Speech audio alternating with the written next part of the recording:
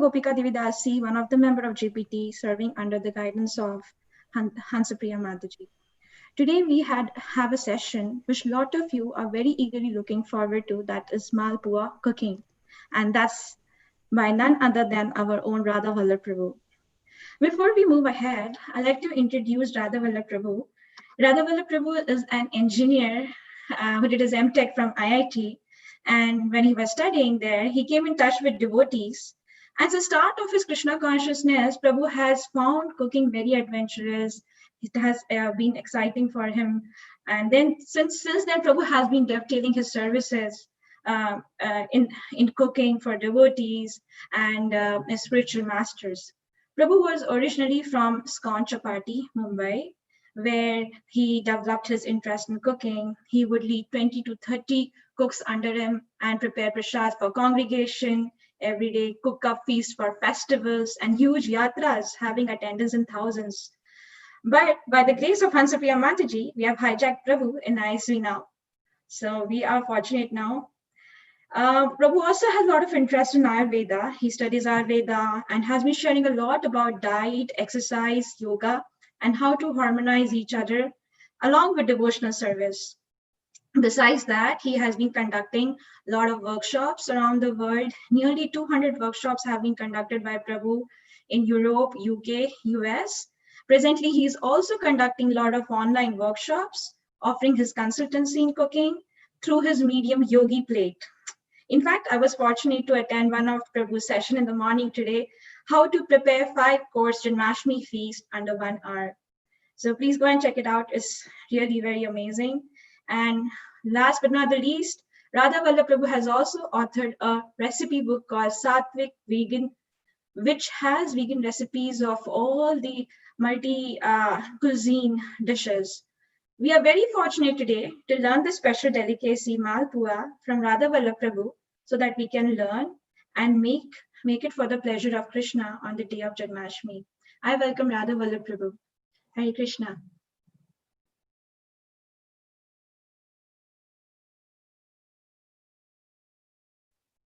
Prabhuji, you have to unmute yourself. Yes. Hare Krishna. So today morning we had a session like Ananga said, and this is ISV's exclusive program, and I'm very happy to be part of the family. It's a great pleasure to share with you.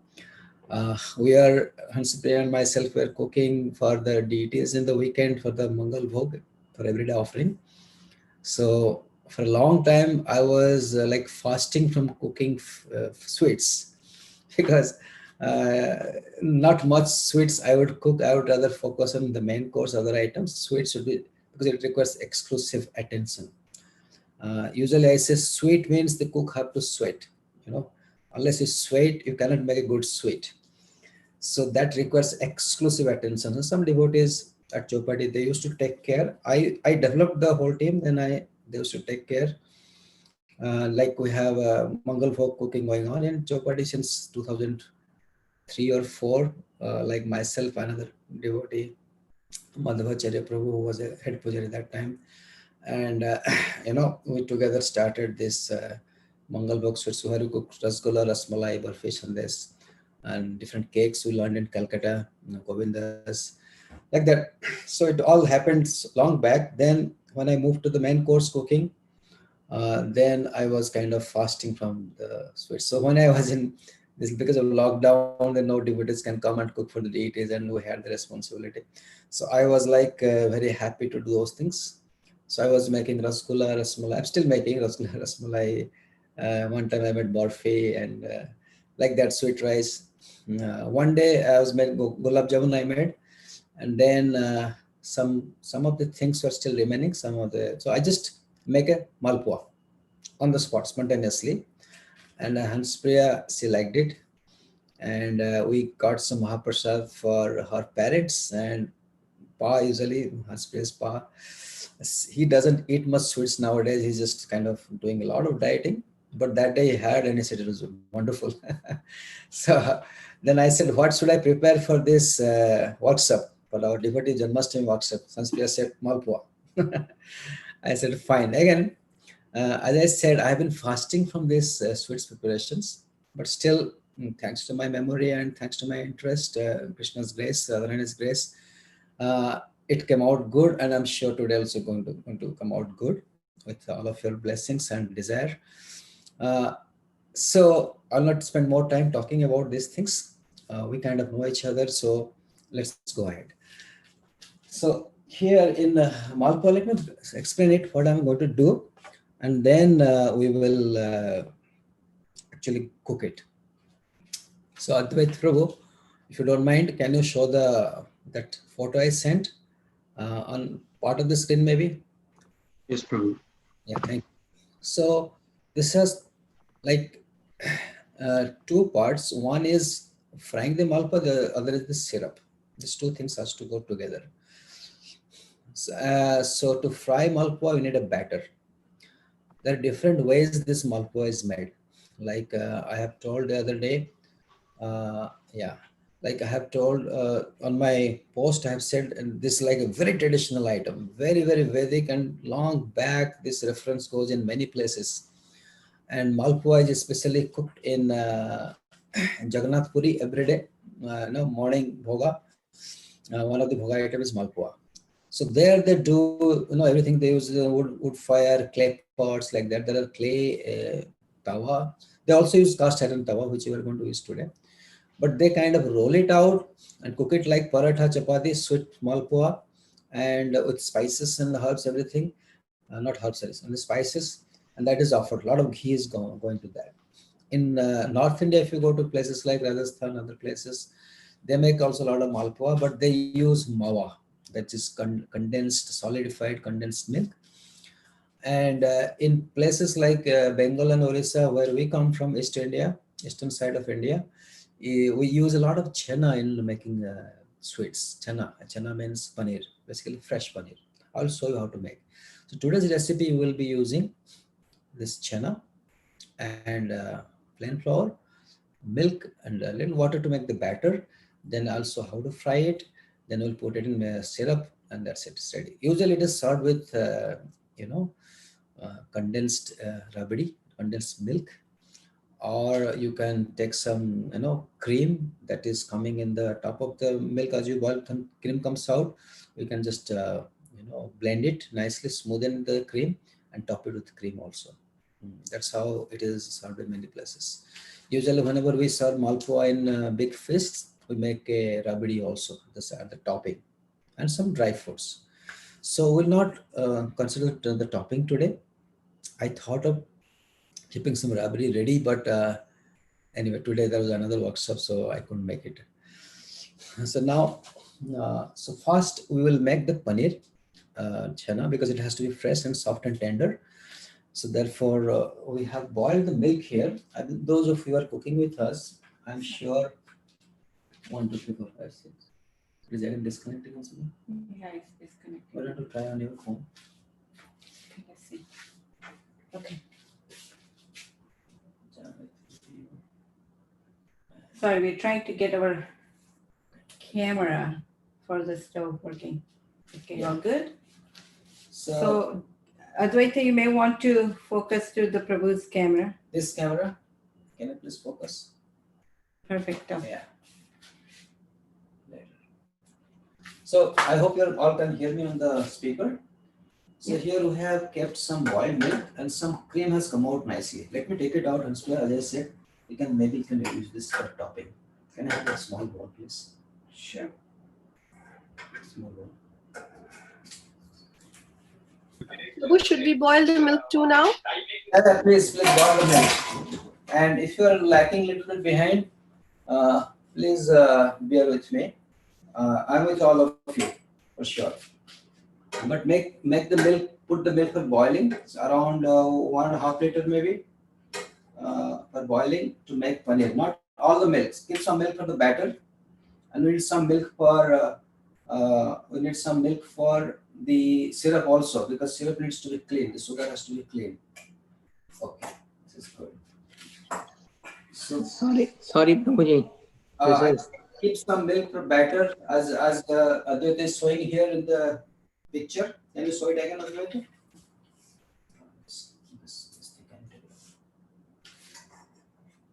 Can you squeeze directly here? No, I want to, it may become more. Okay, I'll give you some.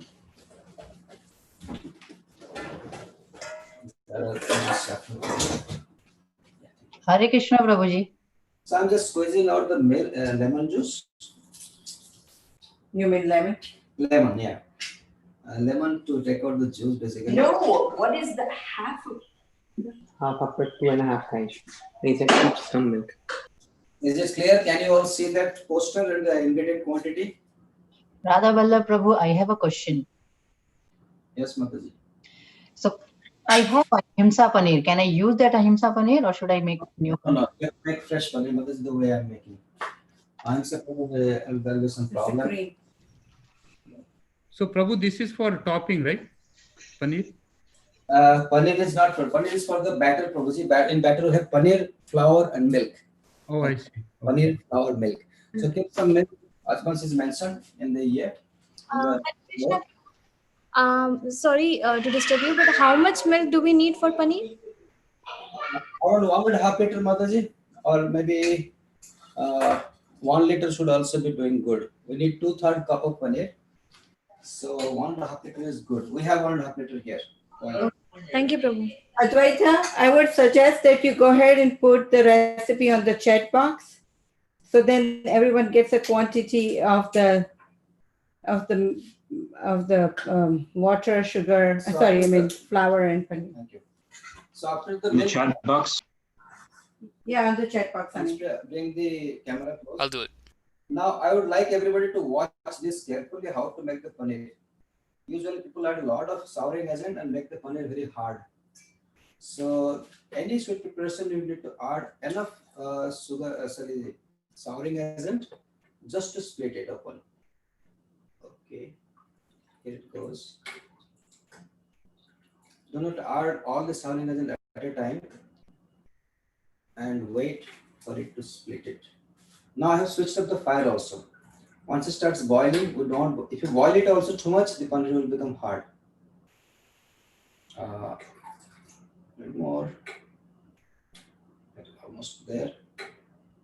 We have some more lemon. What's that? I think I need some more lemon, looks like. Yeah, I'll get.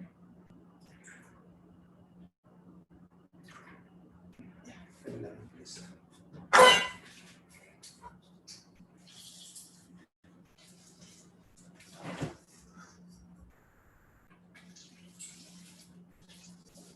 Usually,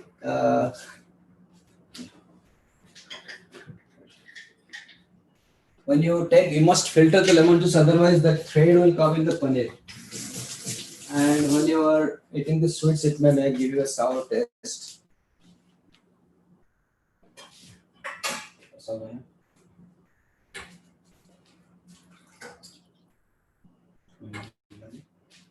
I'll get you. yeah, please get more, please get more.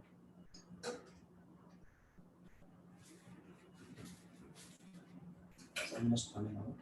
Oh, we have lemons.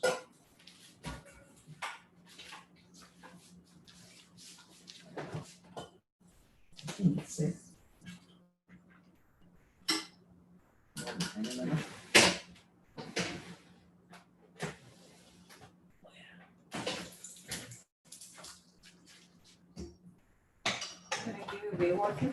Yeah, why water is good. What is it? Lemon or Yeah. This is actually the best. Can I have the recipe, please? I'm not sure how much lemon to add and all. Can I have the recipe, please? Yes, Hanspriya. Prabhu, lemon depends on the size of your lemon also. So basically you go gradual pouring. So that it just splits. See, I had this whey water from the morning. And I did whey water too. And those who doesn't have lemon, you can use like a whey, paneer whey. Or you can use white vinegar, which is not really preferred. Okay. Yeah, vinegar is not so much preferred. But you can use There's something called Nimbu Fall. I don't know, in India we use it, citric acid crystals. That is also a chemical basically. We don't use that also much. What actually we use is what I'm using now, the whey water. Once you split the paneer, keep the whey water and it will sour like yogurt on its own. And we add that more to make the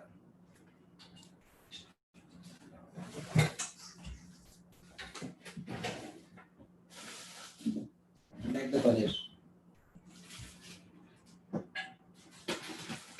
Yeah. थोड़ा सा fry चालू करना पड़ेगा लगता है इसका. Okay, some milk. Cooling down. What's that? It's cooling down. Yeah. You can turn on the fire.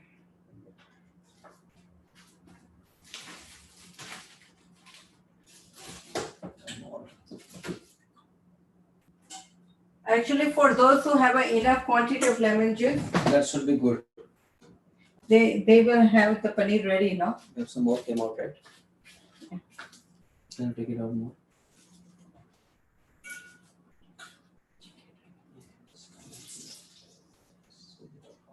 So, Mataji, when we put the lemon juice, we have to turn off the gas? Yes, Yeah, Prabhu. yeah. We turned it on because we are putting cold Wait. whey. Hare Krishna Prabhuji, sorry for the interruption. In Facebook, we are getting comment that your volume is a little low. Is it possible for you to? My microphone is kind of fixed, Mataji. Okay. I think. Or you can use YouTube is working fine. You can use YouTube if required. Yeah, you have to do setting. Those who are organizing, and then they have to do settings. Okay, thank you.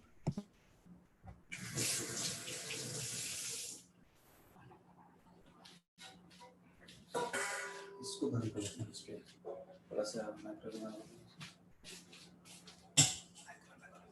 Paper का microwave का.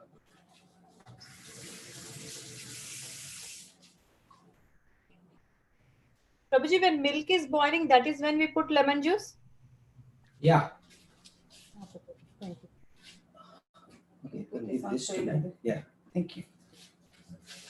Meanwhile, they can turn on the ghee now. I mean the channel. Hare Krishna Prabhu, for this is serving for how many people? This will come around 15-20. Prabhuji, please use only one mic. So mute one if you're using two devices. Okay, Prabhu. One, but still it didn't work. Now is it okay? Yes, Prabhu, it's fine. Yeah, that's good. Somehow our lemon was less. I'm really sorry. Radha Vallabha Prabhu, Hare Krishna, Radhika Prema here. Prabhu, आपका gas अभी तक on है, right? Paneer बनते हुए भी. Yeah, I will answer it. Mataji, you can mute. Yeah. See what's happening. Our lemons were less, so I used the whey, which I used to make paneer in the morning. But that whey was in the fridge. So now when I add the whey, the milk cooled down. So therefore I kept the fire on. But none of you don't do it. Once the milk boils, you have enough souring agent, just use it. Anspray has gone to the garden searching for lemon. Prabhu, this is for serving how many? Anspray, have you got it? Hello? This is for serving how many people? This will make around 15 Malpua, depending on your size, small or big. Okay? So we will not worry about, like one person may eat 3, 4, somebody may eat 1. So depending on, it decides how many can eat. Got it? Got it. Good, great. Hare Krishna, just as a moderation, please mute your mic after you've asked the question. Prabhu will answer the question. Please be patient.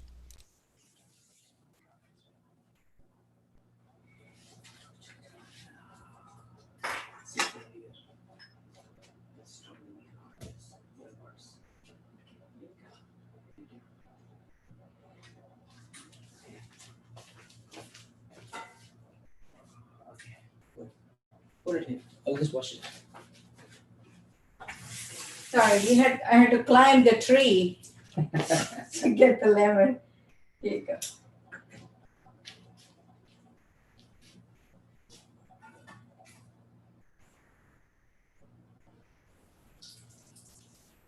Yeah, that's just a fresh lemon. We have a bottled lemon juice, but Prabhu doesn't really prefer to use.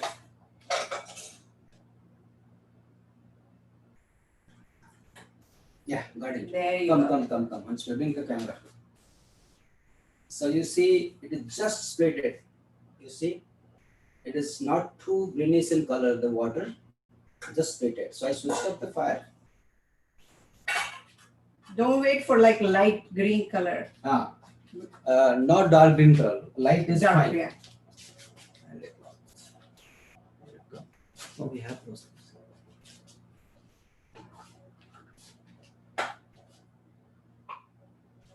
So here it is, and we have no that cloth. Yeah, sorry. Advait, can you put this camera on? It's this front camera, please. Yeah, thank you. And little more, and spirit has to go down a little now. So I'm just taking out the water nicely. And what I do, I'll throw this water. You can save it.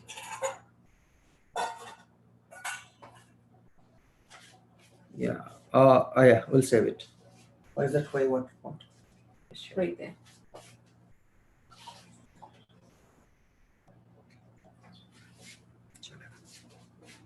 So in our cooking, we generally save the whey water for different other cooking, so making a nectar. So this has to be added very gently. Otherwise, if it breaks down, then it may not filter the water properly. Okay, got it. This can go inside.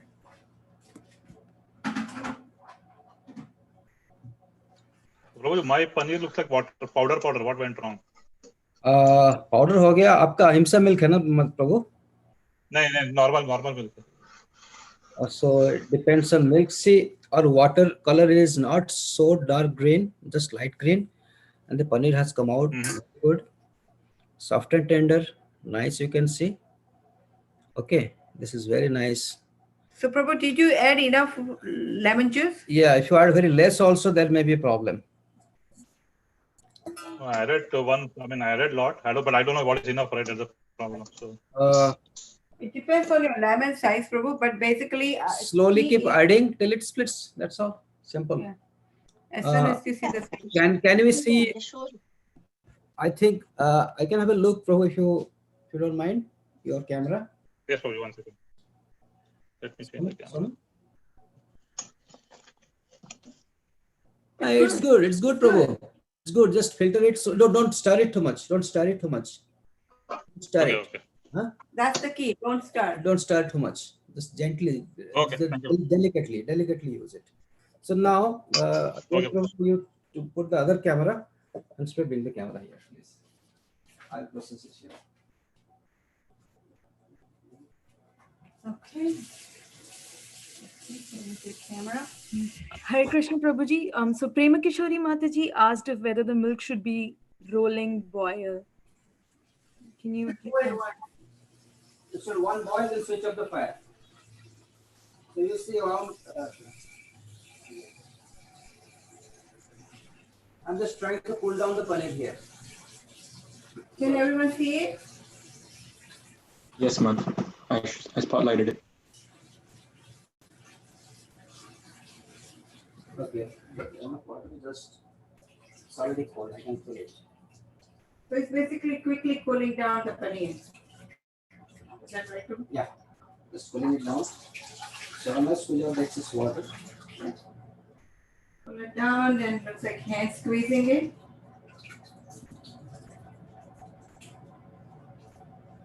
This actually inside it is still hot.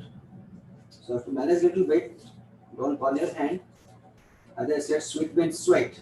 So little difficulty is there. You have to bear with it.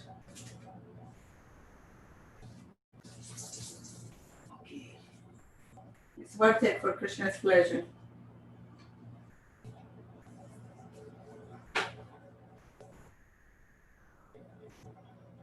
Okay. So now bring it back. So I'll show you the paneer. This is the paneer. Okay. Smooth. So now what I will do, I will take it in a pan. Sorry. Here. And actually I will mash it with my hand. See, if the souring agent is too much, then this will be very hard. And if it is hard, then it will become granules. And if it becomes granules, you will have problem. And if you also don't cool it, heat also makes it granule. You have to cool it down and then mash it to smoothness. It should be like a sauce.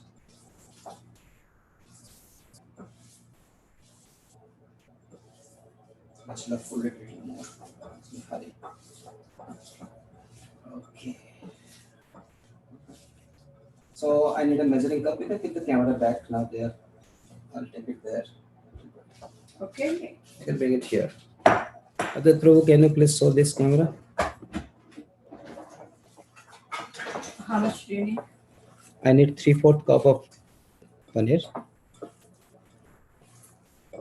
This is 1.5 liter of milk, 1.5 quart, and here we have, that's it, 3/4 cup. Just press it so that there's no gaps anywhere. So this 1.5 cup, 1.5 quart of milk is almost 3/4 cup of chana. But it depends if you are using a whole milk or 2%. Yeah, it may change. So 1.5 liters should be able to make for each of you. Okay. So this much is extra. I will not use it.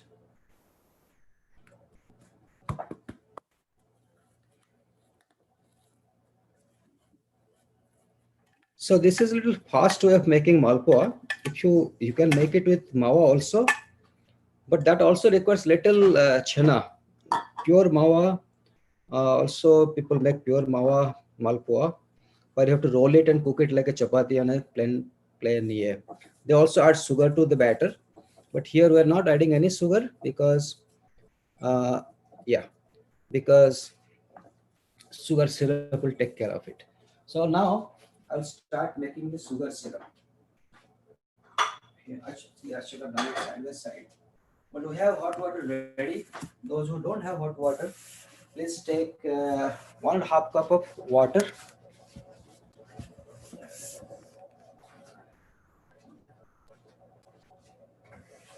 Here is the sugar. Can you repeat that instruction? So if you have the water hot boiling ready, you just take 1.5 cup of water. Is that right, Prabhu? Exactly. 1.5 cup of water here.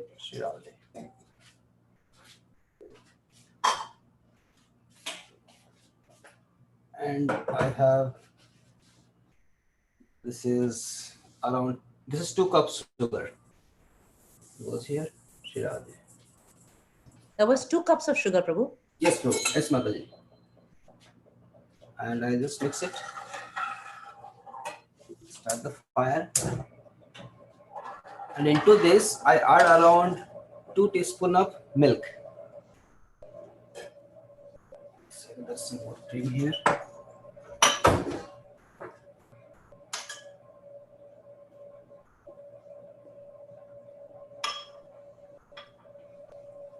If you add this milk, it will take out all the dirt from the syrup. You will see how. All the impurity comes out.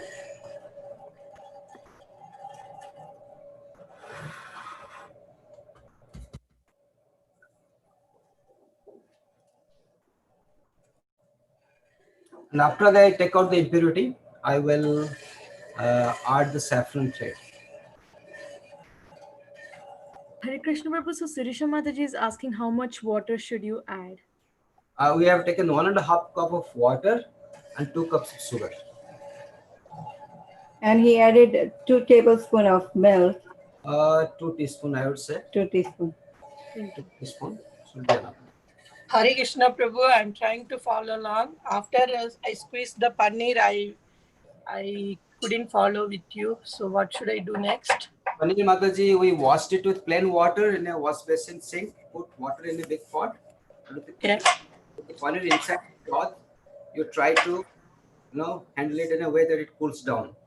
After cooling down, we take 3/4 cup of a paneer, squeeze it tight and make it smooth like this. Okay. Here, Mataji. Okay. Yeah, sure, Prabhu. Yeah. Ready?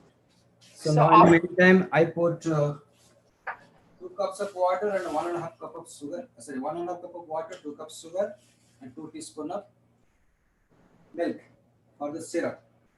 Okay, thank you. We will go for the batter. Now here I have.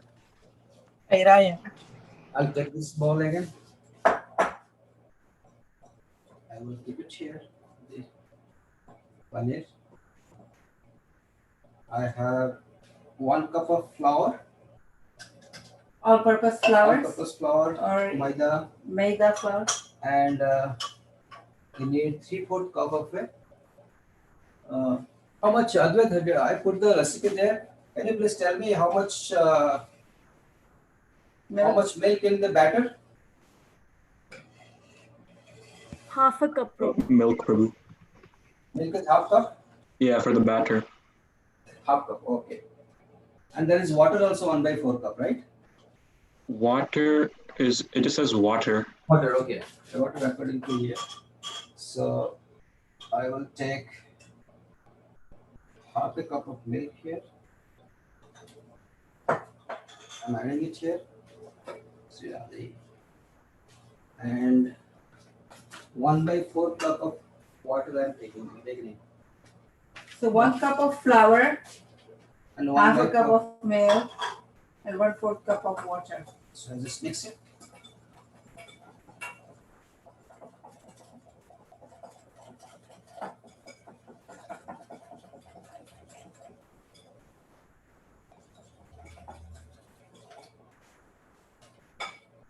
Then I add the paneer.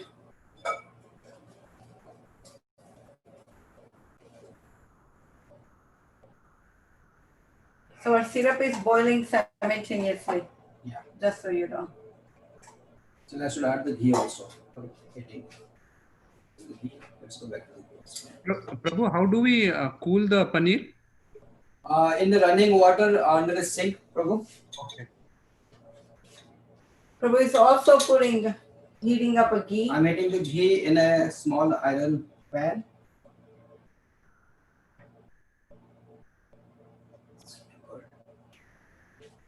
Yeah, if you have iron pan, please use iron. Prabhu is big fan of iron. It's a lot of all natural metals utensils are good. Then ghee should not be too hot or too cold.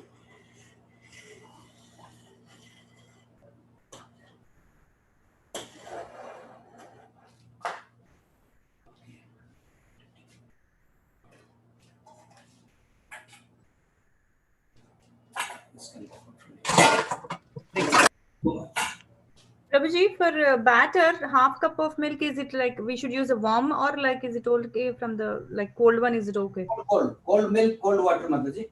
Cold milk also. Thank you. Like room temperature is okay also. Yeah. Sugar water is high boiling or like medium heat? Low. Once it boils, we slow it down. Did you hear Harisan Kirtan, Prabhu? Once it boils, you turn it down. Prabhu, how much water we have to add for the batter? I've added 1/4 cup of water. I'm adding a little more. Till I can add, instead of water, I'll add milk. So I've added half cup milk and 1/4 cup water. I'm adding a little more milk now here. It is half cup milk more. Hare Krishna Prabhu, Suvarna Gopika Mataji wants to know if you can add a little salt to the, if you want, No, if no salt. No salt, please. salt to the batter. Okay. No salt. Thank you. So basically 1 cup of milk and 1/4 cup of water. Yes. So Mataji, the batter would be in running consistency, right? It won't be a stiff consistency. Dosa batter, or I would say idli batter. Okay, perfect. Okay, Prabhu. Okay. Idli batter, more likely. Yeah. Do you need marching blender? So I did.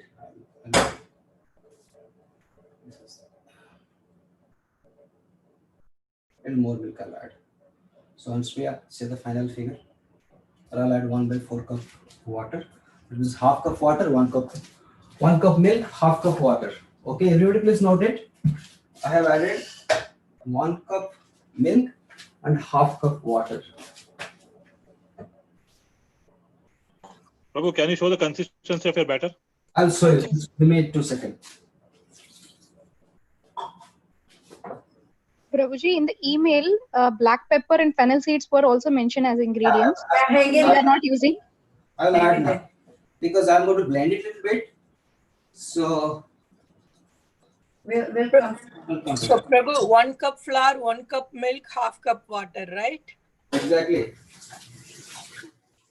And what is the sugar syrup situation now, Prabhu? Srivatsa was 1.5 cup of water and 2 cups of sugar. No. Should I put it in medium flame or? Boil it. Once it boils, turn it down to the low heat. Slow down. Okay. Thank you. Okay, we have 20 minutes. So if we just focus, hope everyone has the batter ready, the syrup ready, because we're ready to fry now. Yeah.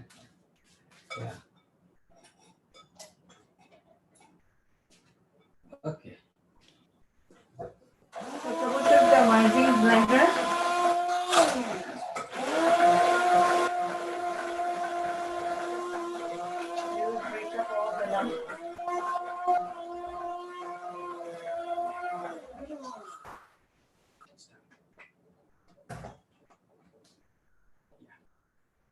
Now I'll take a.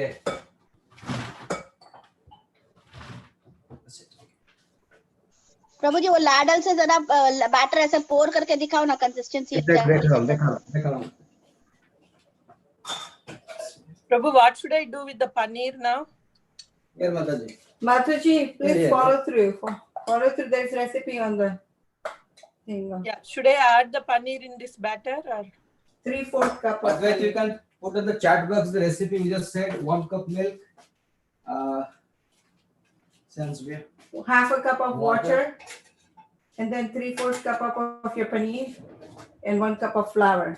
And whisk it together very well. And then use the margarine blender. Now this thing is this dust, the waste in the syrup. Because of milk it has come out. I'm just taking it out. These are the impurities. So that syrup becomes clear and clean and nice. There is no dirt. It is transparent. You can see as it is very transparent and nice. You're doing good, Prema. So you see, these are the dirt. Can you bring it a little close? So these are the dirt that is I'm taking out from the sides. If it boils too vigorously, the dust will break. This will break up and go all over. That care has to be taken. So I'll just throw it. And now I'll add the saffron to the syrup. And this is around like 15 to 20 threads of the saffron. Yeah. Right? Yeah, maybe a little more.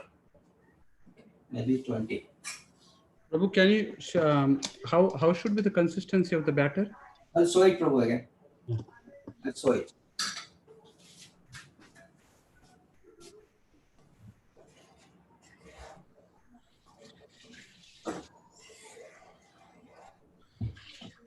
Okay. So here we come to the batter. Can you see, Prabhu? It's Yes. like dosa. Something like that. It's more like an idli batter. So now I switch up the Syrup. Syrup. Okay, just switch it off. Because Okay, we don't want everyone it too hot. please note the syrup has been turned off. Prabhuji, the syrup consistency, it is just melting the sugar, or it has to be a little thick?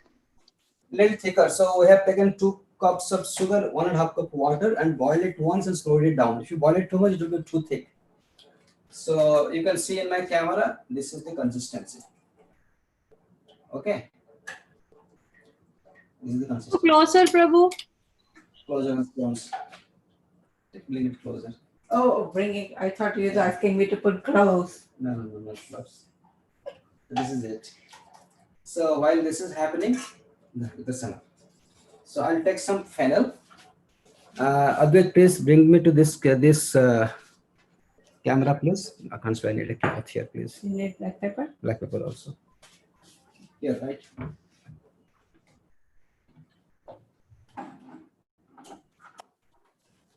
Start grinding it. Yeah, this is somewhere here. Black pepper or the cloves? Black pepper, black pepper. Oh. We had it somewhere, or is it? Or otherwise, we can take black pepper powder also. So here I'm taking some fennel, just crushing them.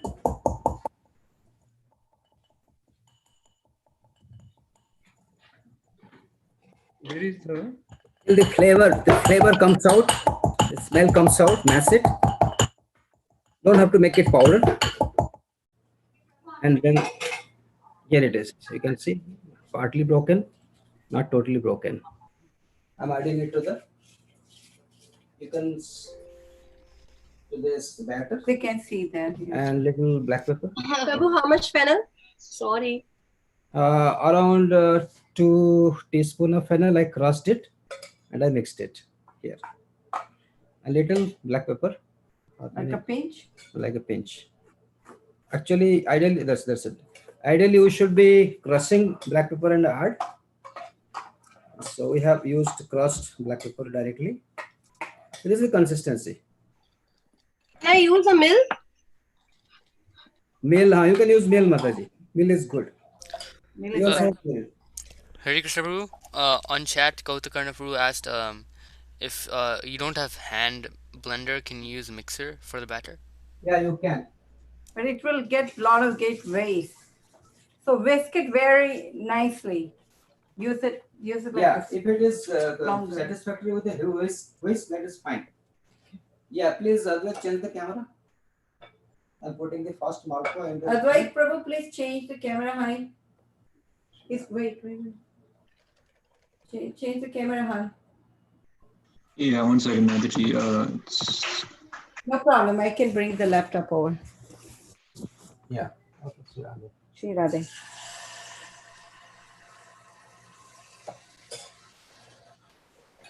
So Prabhu is using it around 3/4 spoon of the batter. I guess that's what how much. So go steadily and slowly. It will come up. Can you see it all? Because I can't see. Yeah, it is visible. Okay. If Advait changes the camera, that will be better. Yeah, video is frozen, it seems. Oh, okay. Yeah, Prabhu, he's not letting me like spotlight the other one. I can Yes. mute. There you go. No, it is. No. No, it's clear. It is so right. Okay. Now, is it better? Out? Yeah. See, it's coming out. I'll just change the side. Sorry. So the fire should not be too high, it should be too low. Steadily it should heat. We'll wait till it turns brown. Actually, normally they put 3-4 in a pan. But because I'm teaching, I'm not taking any chances. I'm going one by one. So once the class is over, you continue your frying and finish the batch. So once one is done, we're kind of done. The teaching is done. Then you will be comfortable once you know the first one, how it comes out. The whole idea is you have to make the paneer very soft and tender. Today we had little hiccups because of the lack of lemon juice. But we are all good now. Right there is strong. Hey Krishna Prabhu, Suyash Prabhu wants to know the consistency of the sugar syrup. Yeah, I'll show it. I'll show it. I need a.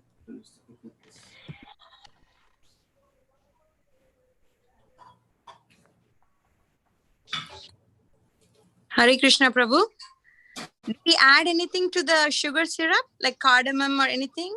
I added saffron, Mataji. Saffron. You can add it cardamom if you wish. I want to keep the saffron taste more prominent, so I've added saffron. So this is the consistency. Somebody wanted to know the consistency. Okay, I'm getting close to the. No, it's okay. I'm in control. Here you see the consistency. It is not too thick, not thin also. And it is because it is open but is cooling down. So I'll just start the fire again.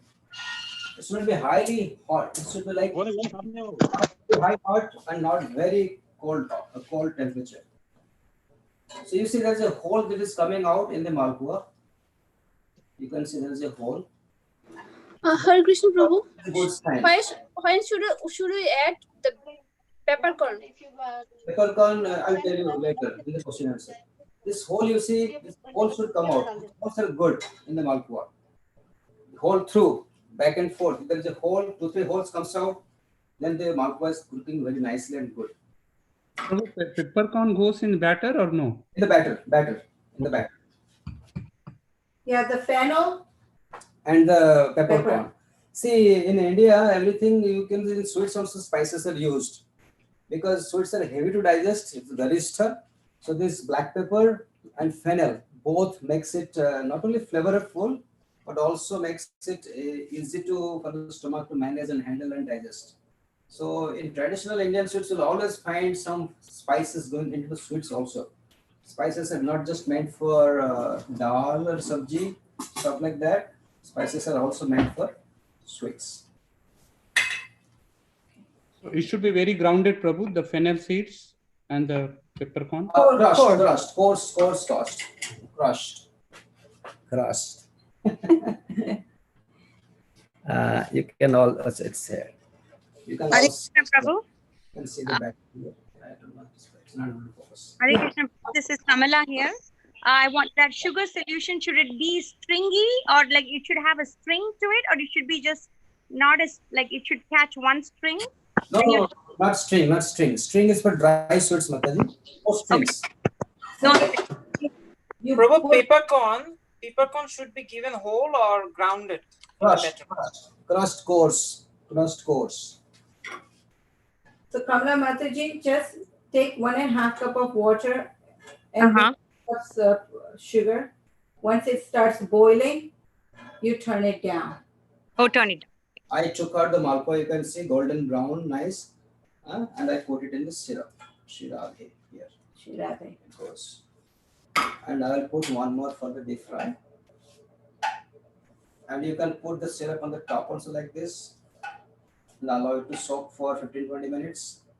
And it will become soft and tender and nice. And it's ready for offering. Prabhu, the syrup is much lighter than the gulab jamun syrup, right? Yeah, absolutely. Yeah. So otherwise it becomes too, what do you call it? Too sweet. We don't want it to be very sweet. Nowadays, sugar also, people have a lot of concern for the sugars. So I'm taking one more spoonful of this batter and taking this. Can everyone see? Prabhuji, there was a question from Kautuk Karnava Prabhu. Was Malpua fried in high flame or low flame? It is, you can see, I can break it down. It's actually low flame. Okay. Depends on your stove size, the fire burner size. Sometimes some burners are very big. Don't use such big burners. This is lowest, but still you can see fire is a little high. But this is working for me. It's working for me. And also, because we have the iron cast pan, which is heated longer time. If it's stainless steel, then you may have to adjust the heat accordingly. Right? Yeah.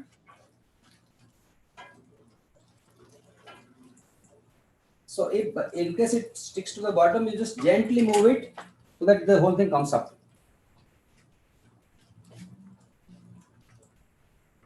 Okay, now we can take questions. Prabhuji, this is Zira Kumari Devidasi. Prabhu, can you once check my paneer? I have a little bit doubt about my. Sure, Mata, sure. Adit Prabhu, we can come back to this. Yeah. See, Prabhu, this is the.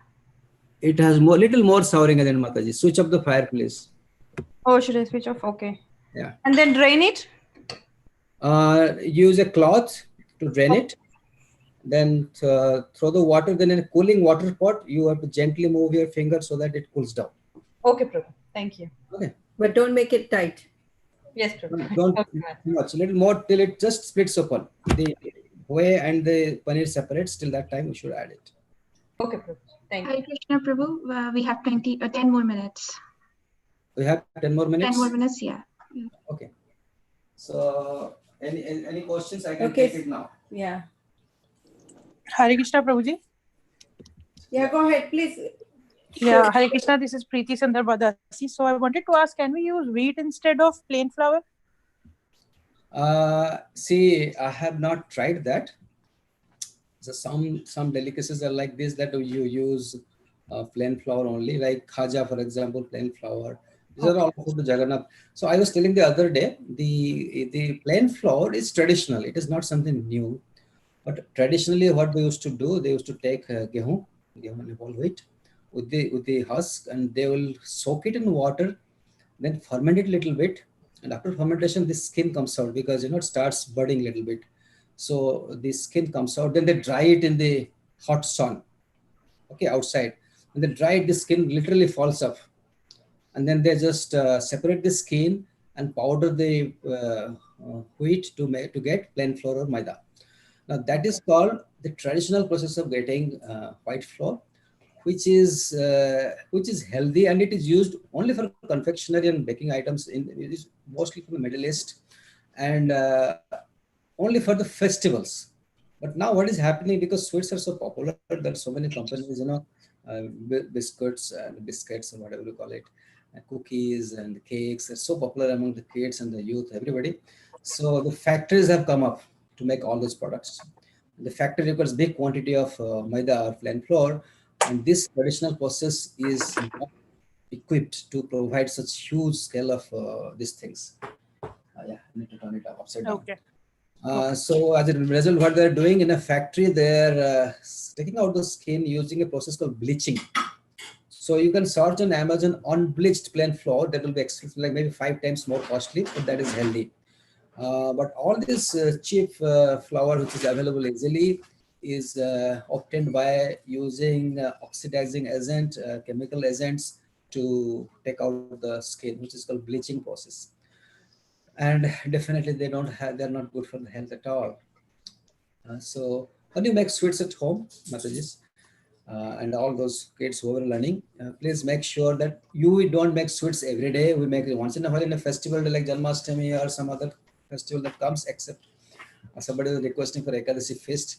Ekadasi was supposed to fast. Anyway, so all these days we can make our sweets. Then we can use this unbleached, pure plain flour for the pleasure of the Lord and for the good health of devotees. Prabhu, can you show us one more time how you pour out the batter? How you get it like a nice circle? Yeah, a nice circle is a little skill, Mataji. As we cook more and more, even I'm not able to get a full circle. I will get only America and India. Yeah, I think I'm getting USA since I'm here. Hare Krishna, Prabhuji. Coming out of the ocean. Prabhu, can you see the batter consistency? Is it good? Yeah, sure. For your Mataji, I can look at yours. Little flowy. So what should I add, Prabhu? Yeah, Mataji, your camera a little bit, bring it up. Yeah, now show it. Yeah, it is little flowy. Use the same quantity of sugar, milk and water as we mentioned in the class. Yes, Prabhu. 2 cups. Yes. 1 milk and half cup water, right? Yes, Prabhu. 3/4 cup paneer.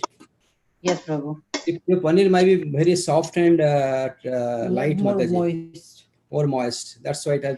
Prabhuji, the written recipe was showing 2/3 cup of paneer. Yeah. We used to. I have little bit paneer. Can I add the remaining paneer? Exactly, Mataji. Add it, and blend it. Hare Krishna, Prabhu. Yeah. Yes, Nitisha, go ahead. I just want to check. Can you check my batter consistency? I just want to make sure I have the right. I think you're almost there. Okay. Is it too thick? I think it's little thick. Should I add more water? See, yeah. Maybe Venu Geeta can use your thick batter. See, this is not sticking This to is the the Mataji, I'm coming. Give me your batter. My main camera. Okay. See, mine is not sticking to the spoon. It is all falling off. With time, it becomes thickened also. So I may have to add little water as I cook. Water or milk. See, it is. So Venu, maybe you should let it sit for a little bit. Okay. You know, Can I add more water or milk, Prabhu? Malpua is ready. Hare Krishna, how long do we soak the malpuas in the sugar Again, you syrup? see the holes are there. The holes are good. Like 2-3 holes have come out in this. Because the holes will allow the sugar syrup to soak nicely. Prabhu, they're asking how long they should let it soak. Half hour is good, Mataji. Half hour is good. You're frying in medium heat, right, Prabhu? Yeah, medium to slow. Actually, it should be low. It is a little high here. Oh, okay. But it's good, doing good for me, Mataji. So I take the third one. Please watch.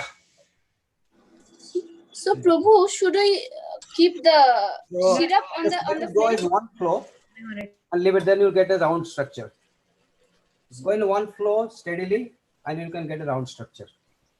So basically, what Prabhu is saying, keep the ladder and keep it in the same place and position.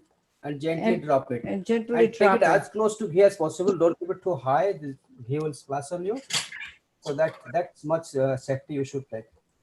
Prabhu, the syrup should be kept on heat, or the heat should be turned off in the syrup? I have kept the heat on a little bit. Little bit on I have kept it. I think, Prabhu, you have 2 minutes if you like to do the Radha Vallabha, I have one quick question. This is Govinda Kirtan. Somehow, I don't know if you can see, but Priya, we can't hear you clearly. Can everyone mute yourself, it please? looks good. So my sides are cooking harder than the center. Is that a particular reason why that's happening? The ghee is very hot, Mataji. Ghee is very hot, and then usually sides cooks quickly. It's not because very hot. Yeah, you see your batter is a little thin, Mataji, and it's spreading out quickly. That is fine. That is fine. No problem. That is fine. See, it is flowing down. Okay, that is fine. You get thin malpua, no problem. But because the ghee is so hot, these edges quickly cook, and the center is thicker, so they take time to cook. So maybe you have to slow down the fire and turn it upside down quickly, so that the heat of the ghee also cools down, because the upper side is cooler. Yeah. Right. Okay, well, thank you. So we have closing. Hare Krishna, we just have 2 more minutes and we can take one more question. Radha Vallabha Prabhu. Prabhuji, you put the malpua hot in the ghee, in the syrup, right? Yeah, the syrup is still hot. Malpua straight from the pan to the syrup. Thank you, Prabhuji. And leave it anywhere. And I'll show you the last, before we go offline, how it has come out. So this is already soft and tender. It's already breaking. Here it goes. And on the top of this, I have this cream. Ananga Gopika?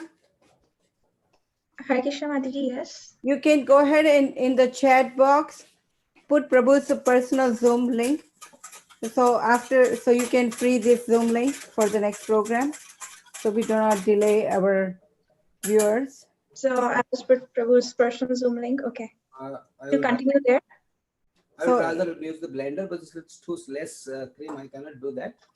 So I'll just use this. And so those who wants to continue, Prabhu can spend another half an hour. But you can have to join the Prabhu's Zoom link. But here is his offering. I would like to show you a little bit more. So this is soft. This is really soft and nice and soaked with sugar syrup. So after we cook this, after we cook this malpuas, what do? We again liquefy the syrup a little bit more, make it more thinner. Make it more thinner, and then the malpua is not very sweet. Otherwise, it becomes very sweet. Okay. Hope it's you all enjoyed the show. I mean, the workshop. So my Malpua, when I fried, on the top it came as a layers. It must be flowy, Prabhu. So this video, is it recorded, Ananga Gopika Mataji? Yes. It's recorded. Yes, Prabhuji, it's recorded. Yeah, anybody who wants to see it again, please contact Ananga Gopika Mataji. She will help you. Prabhu, can you look at the Malpua? Yeah, sure. I think, so I'm sorry, he's my husband and I love you guys. I love him, but I think we have 5:30 cutoff time. So if you like to continue, we can go ahead on Prabhu's. She's ultimately the manager. Yeah, I'm pasting the Zoom link for Prabhu's personal Zoom link, so we can resume there. Okay. Thank you. Thank you, Ananga Please Gopika, for join on that Zoom coordinating. link. It was a pleasure doing things. And we will see everybody's Malpua. Thank you so much, Prabhuji. Thank you very much. Thank you, Prabhu. Hare Hare Krishna. Krishna. Have a Thank nice, you, wonderful Prabhuji. Hare Janmāṣṭamī, all of you. Happy Janmāṣṭamī to you, Prabhu. So Mataji, I have pasted Prabhuji's personal Zoom link if in case we are continuing there. Okay, yeah. So everyone is welcome to join. Prabhu can do for another half an hour because we'll be frying the remaining Malpuras for Radha Vallabha. So you're welcome to join us there. Thank you. Thank you so much, Radha Vallabha Prabhu and Hansapriya Mataji. Thank you. Thank you, Prabhu. Prakash. Thank you, Prabhuji. Haribol. Haribol. Thank you. Hare Krishna. Hare Krishna. Now we'll move to the next section, which Thank is you. Hare Krishna. It was so nice.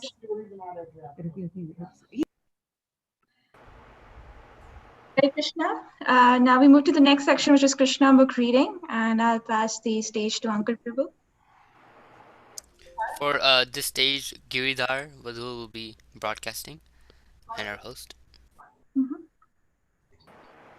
Hare Krishna. Thank you, Ananga Mataji, for coordinating the previous session.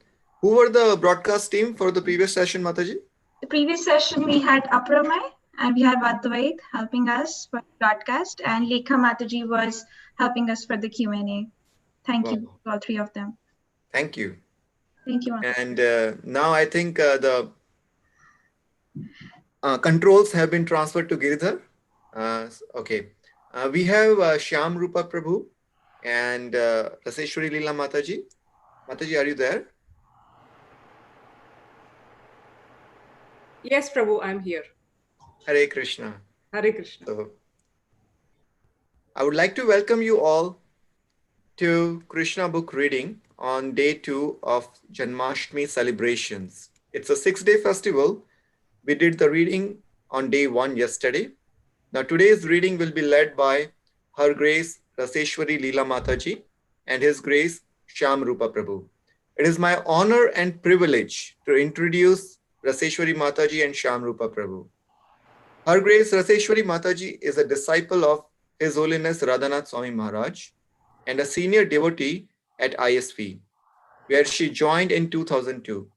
She is very devoted to reading Srila Prabhupada's books and feels grateful for them that she came closer to Krishna through these books. In reciprocation, she has been going door to door, distributing the very same books that brought her all the joy. She is an avid reader of Srimad Bhagavatam and has deep realizations which we hear regularly in her classes. She is an educator and a teacher. The entire ISV congregation knows her very well for leading the ISV Sunday School for more than 7 years now. His Grace Shyamarupa Prabhu was introduced to Krishna consciousness over 2 decades back while he was studying in NIT Warangal, India. He received first initiation in 2003 and then second initiation in 2016. His favorite services include deity worship, serving Tulsi Maharani, Kirtan mellows. Prabhu has been married for 18 years now.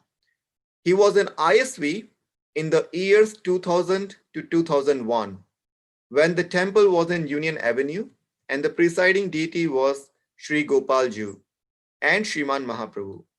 After traveling many places, he resumed seva here at ISV in 2014. Currently, he is serving in Bhagavad Seva and Sunday School. Devotees know Prabhu for his attachment to hearing from and serving his gurus. That is visible in the way he genuinely offers all credit to them. Please join me in warmly welcoming Mataji and Prabhuji to take us for a deep dive in the ocean of Krishna's pastimes. Thank you. Hare Krishna.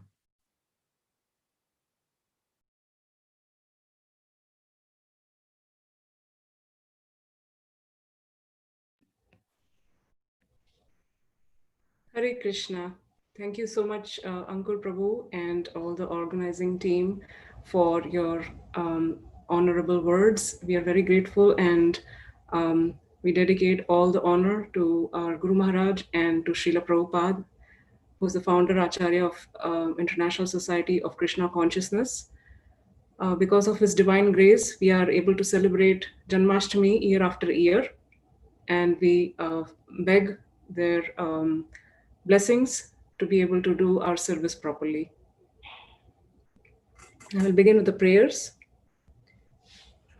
Om Ajnanatirmirandasya Jnananjana Shalakaya Chakshurunmilitam Yena Tasmai Shri Gurave Namaha. Krishnaya Vasudevaya Devaki Nandanaya Cha Nanda Gopa Kumaraya Govindaya Namo Namaha. So we are reading today from the third chapter, which is titled The Birth of Lord Krishna.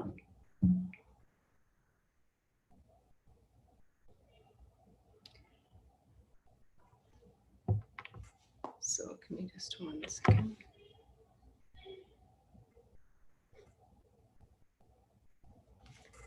All right. In the Bhagavad Gita, the Lord says that his appearance, birth, and activities are all transcendental, and that one who understands them factually becomes immediately eligible to be transferred to the spiritual world. The Lord's appearance or birth is not like that of an ordinary man who is forced to accept a material body according to his past deeds. The Lord's appearance is explained in the second chapter. He appears out of his own sweet pleasure. When the time was mature for the appearance of the Lord, the constellations became very auspicious. The astrological influence of the star known as Rohini was predominant. This star is considered to be very auspicious and is under the direct supervision of Brahma. According to the astrological conclusion, besides the proper situation of the stars, there are auspicious and inauspicious moments due to the different situations of the different planetary systems. At the time of Krishna's birth, the planetary systems were automatically adjusted so that everything became auspicious.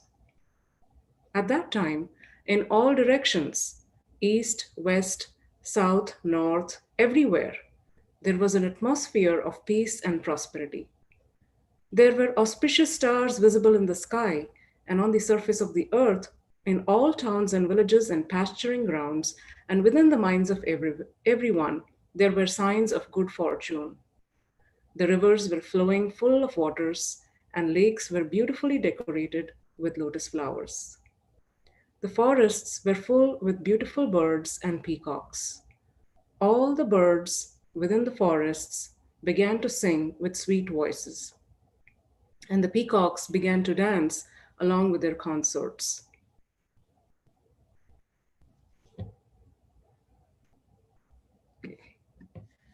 The wind blew very pleasantly, carrying the aroma of different flowers, and the sensation of bodily touch was very pleasing. At home, the Brahmanas, who were accustomed to offering sacrifices in the fire, found their homes very pleasant for offerings. Due to disturbances created by demoniac kings, the sacrificial fire had been almost stopped in the houses of the Brahmanas, but now they could find the opportunity to start the fire peacefully. Being forbidden to offer sacrifices, the Brahmanas had been very much distressed in mind, intelligence, and activities. But just on the point of Krishna's appearance, automatically their minds became full of joy because they could hear transcendental vibrations in the sky proclaiming the appearance of the Supreme Personality of Godhead. The denizens of the Gandharva and Kinnara planets began to sing, and the denizens of Siddhaloka and the planets of the Charanas began to offer prayers in the service of the Supreme Personality of Godhead. In the heavenly planets, the angels and their wives, along with the Vidyadharas and their wives, began to dance. The great sages and the demigods, being pleased, began to shower flowers. At the seashore, there was a sound of mild waves, and above the sea, there were clouds in the sky, which began to thunder very pleasingly. When things were adjusted like this, Lord Vishnu, who is residing within the heart of every living entity, appeared in the darkness of night as the Supreme Personality of Godhead before Devaki, who appeared as one of the demigoddesses. The appearance of Lord Vishnu at that time could be compared to the rising of the full moon over the eastern horizon. The objection may be raised that since Lord Krishna appeared on the 8th day of the waning moon, there could be no rising of the full moon. In an answer to this, it may be said that Lord Krishna appeared in the dynasty, which is in the hierarchy of the moon. Therefore, although the moon was incomplete on that night, because of the Lord's appearance in the dynasty wherein the moon himself is the original person, the moon was in an overjoyous condition. So by the grace of Krishna, he could appear just like a full moon. In an astronomical treatise by the name Kamanikiya, the constellations at the time of the appearance of Lord Krishna are very nicely described. It is confirmed that the child born at that auspicious moment was the Supreme Brahman, or the Absolute Truth. Vasudeva saw that wonderful child born as a baby with 4 hands, holding conch shell, club, disc, and lotus flower, decorated with the marks of Srivatsa, wearing the jeweled necklace of Kaustubha stone, dressed in yellow silk, appearing dazzling like a bright blackish cloud, wearing a helmet bedecked with the Vaidurya stone, valuable bracelets, earrings, and similar ornaments all over his body, and beautiful by an abundance of hair on his head. Due to the extraordinary features of the child, Vasudeva was struck with wonder. How could a newly born child be so decorated? He could therefore understand that Lord Krishna had now appeared, and he became overpowered by the occasion.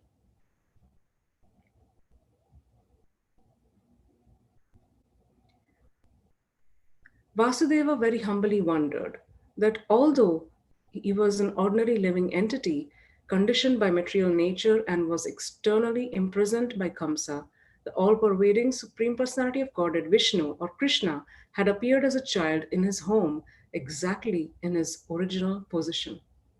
No earthly child is born with 4 hands, decorated with ornaments and nice clothing, fully equipped with all the signs of the Supreme Personality of Godhead.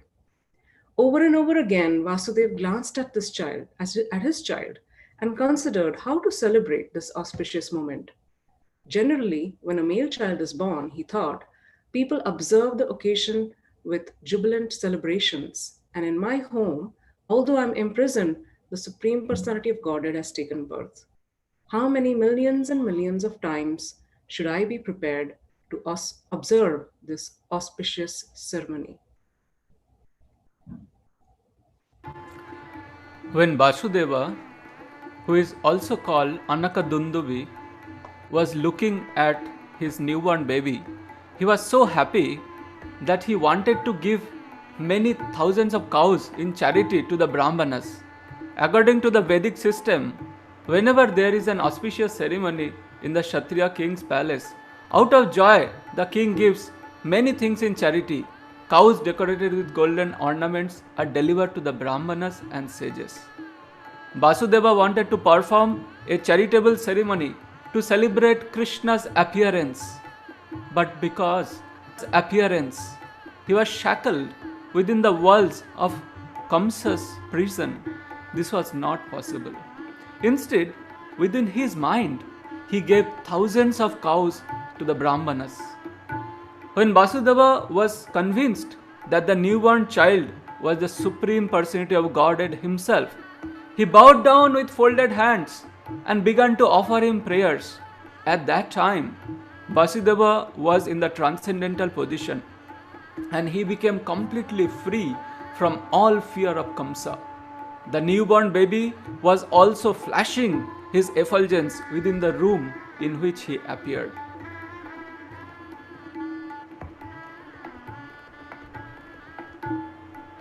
Vasudeva then began to offer his prayers.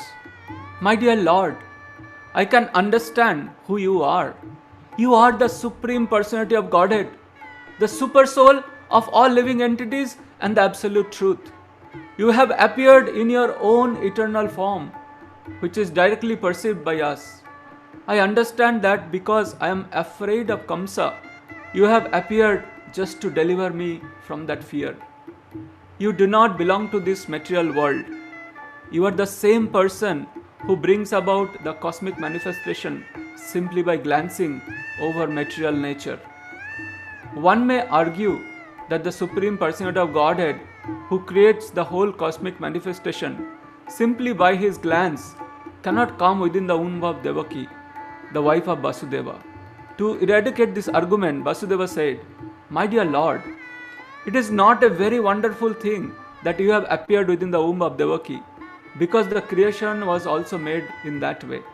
You were lying in the causal ocean as Mahavishnu, and by your breathing process, innumerable universes came into existence. Then you entered into each of the universes as Garbhodakashayi Vishnu. Then again you expanded yourself as Kshirodakashayi Vishnu and entered into the hearts of all living entities and even into the atoms. Therefore, your entrance into the womb of Devotee is understandable in the same way. You appear to have entered, but you are simultaneously all-pervading. We can understand your entrance and non-entrance from material examples. The total material energy remains intact even after being divided into 16 elements. The material body is nothing but the combination of the 5 gross elements, namely earth, water, fire, air and ether. Whenever there is a material body, it appears that such elements are newly created, but actually the elements are always existing outside of the body. Similarly, although you have appeared as a child in the womb of Devotee, you are also existing outside. You are always in your abode, but still you can simultaneously expand yourself into millions of forms. One has to understand your appearance with great intelligence, because the material energy is also emanating from you. You are the original source of the material energy, just as the sun is the source of the sunshine. The sunshine cannot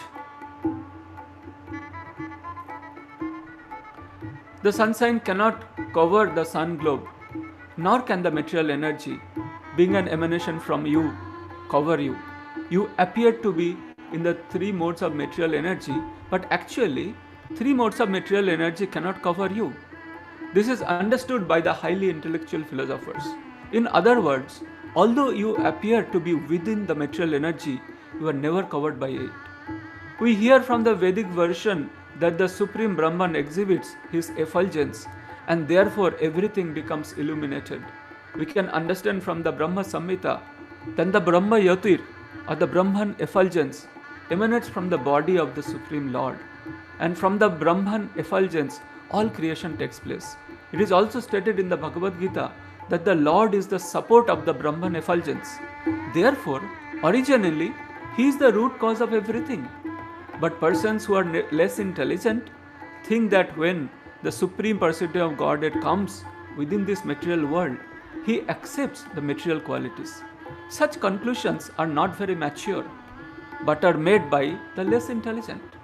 The Supreme Personality of Godhead is directly and indirectly existing everywhere. He is outside this material creation and he is also within it. He is within this material creation not only as Garbhodakashayi Vishnu, he is also within the atom. The existence of the atom is due to his presence.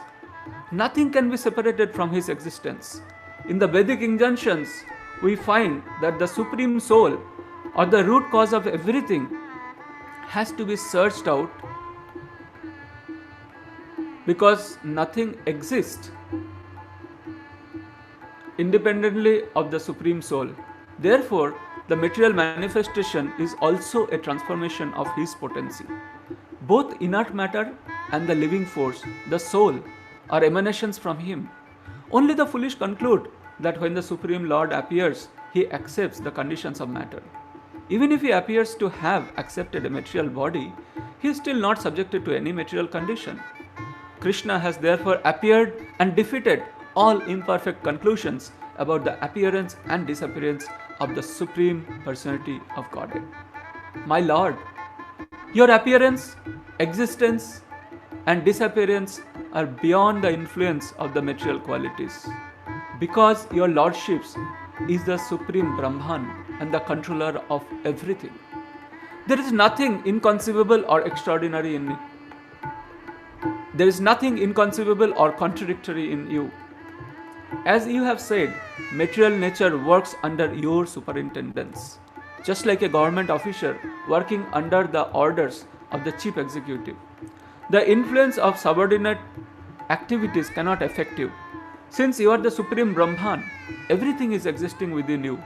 And since all the activities of material nature are controlled by your lordships, none of these activities affect you. You are called Shuklam. Shuklam, or whiteness, is the symbolic representation of the absolute truth, because it is unaffected by the material qualities. Lord Brahma is called Rakta, or red, because Brahma represents the quality of passion for creation. Darkness is entrusted to Lord Shiva because he annihilates the cosmos. The creation, annihilation, and maintenance of this cosmic manifestation are conducted by your potencies, yet you are always unaffected by those qualities. As confirmed in the Vedas, Harihi Nirguna Shakshat, the Supreme Personality of Godhead, is always free from all material qualities. It is also said that the qualities of passion and ignorance are non-existent in the person of the Supreme Lord. My Lord, you are the Supreme Controller, the Personality of Godhead, the Supreme Great, maintaining the order of this cosmic manifestation. Yet, in spite of your being the Supreme Controller, you have so kindly appeared in my home. The purpose of your appearance is to kill the followers of the demonic rulers of the world, who are in the dress of royal princes, but are brutally demons. I am sure that you will kill all of them and their followers and soldiers. I understand that you have appeared in order to kill the uncivilized Kamsa and his followers. But knowing that you were to appear in order to kill him and his followers, he has already killed so many of your predecessors, your elder brothers. Now he is simply awaiting the news of your birth. As soon as he hears about it, he will immediately appear with all kinds of weapons to kill you. After this prayer of Vasudeva, Devaki, the mother of Krishna, offered her prayers. She was very frightened because of her brother's atrocities. Devaki said, "My dear Lord, your eternal forms like Narayana, Lord Rama, Hayasirsa, Varaha, Nrsimha, Vamana, Baladeva, and millions of similar incarnations emanating from Vishnu are described in the Vedic literatures as original. You are original because all your forms as incarnations are outside of this material creation. Your form was existing before this cosmic manifestation was created. Your forms are eternal and all-pervading. They are also self-effulgent, changeless, and uncontaminated by the material qualities. Such eternal forms are ever cognizant and full of bliss. They are situated in transcendental goodness and are always engaged in different pastimes. You are not limited to a particular form only. All such transcendental eternal forms are self-sufficient.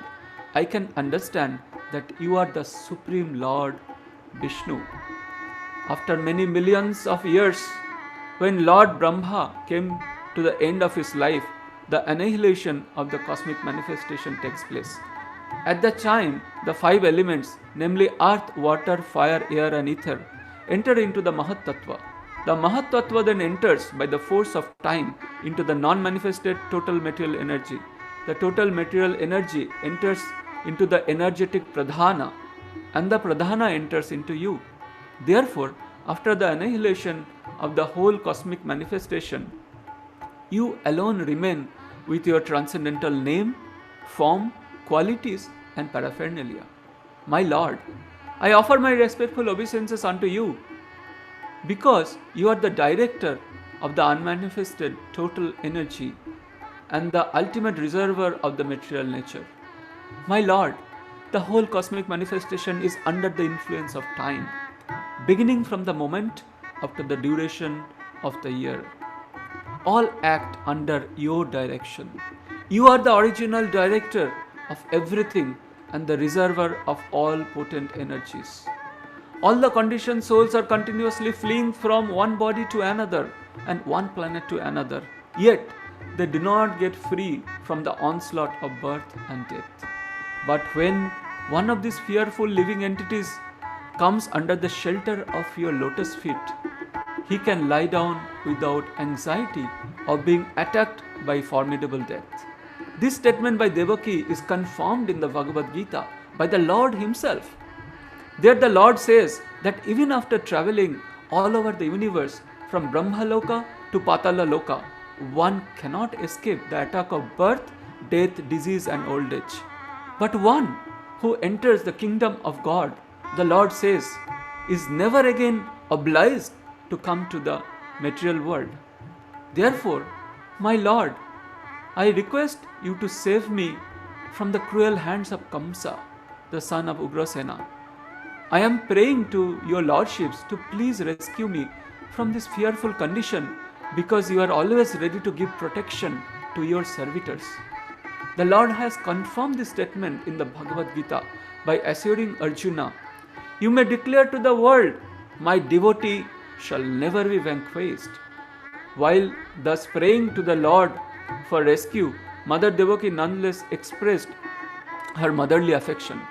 I understand that this transcendental form is generally perceived in meditation by the great sages, but I am still afraid, because as soon as Kamsa understands that you have appeared, he might harm you. So I request that for the time being, you become invisible to our material eyes. In other words, she requested the Lord to assume the form of an ordinary child. My only cause of fear from my brother Kamsa is due to your appearance. My Lord Madhusudana, I wish that Kamsa may not learn that you are already born. Therefore, I request you to conceal this four-armed form of your lordships, which holds the 4 symbols of Vishnu, namely conch shell, the disc, the club, and the lotus flower. My dear Lord, at the end of the annihilation of the cosmic manifestation, you put the whole universe within your abdomen. Still, by your unalloyed mercy, you have appeared in my womb. I am surprised that you imitate the activities of an ordinary human being just to please your devotee.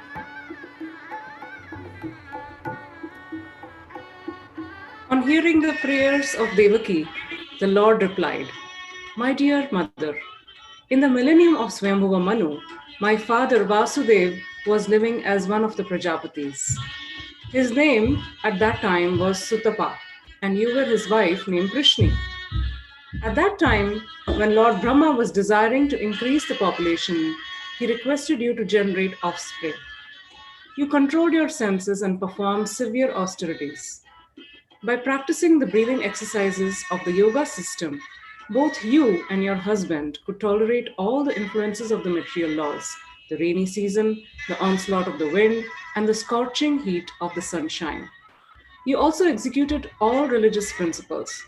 In this way, you were able to cleanse your heart and control the influences of the material laws. In executing your austerity, you used to eat only the leaves of the trees which fell to the ground.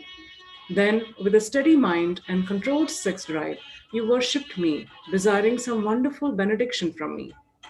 Both of you practiced severe austerities for 12,000 years by the calculation of the demigods. During that time, your mind was always absorbed in me. When you were executing devotional service and always thinking of me within your heart, I was very much pleased with you. O sinless mother, your heart is therefore always pure. At that time, also, I appeared before you in this form just to fulfill your desire, and I asked you to ask whatever you desired. At that time, you wished to have me born as your son. Although you saw me personally, instead of asking for your complete liberation from material bondage under the influence of my energy, you asked me to become your son. In other words, to appear in the material world, the Lord selected his mother and father, namely Krishna and Sutapa. Whenever the Lord comes as a human being, he must have a mother and a father. So he selected Krishna and Sutapa to be his mother and father perpetually. On this account of this, neither Krishna nor Sutapa could ask the Lord for liberation. Liberation is not so important as the transcendental loving service of the Lord. The Lord could have awarded Krishna and Sutapa immediate liberation, but he prepared to keep them within this material world for his different appearances, as will be explained in the following verses. On receiving the benediction from the Lord to become his father and mother, Sutapa and Krishna retired from the activities of austerity and lived as husband and wife in order to beget a child who was the Supreme Lord himself. In due course of time, Krishna became pregnant and gave birth to the child. The Lord spoke to Devotee and Vasudeva. At that time, my name was Krishna Garbha. In the next millennium, you took birth as Aditi and Kashyapa, and I became your child of the name Upendra. At that time, my form was just like a dwarf, and for this reason, I was known as Vaman Dev. I gave you the benediction that I would take birth as your son 3 times. The first time, I was known as Krishna Garbha, born of Krishna and Sutapa. In the next birth, I was Upendra, born of Aditi and Kashyapa.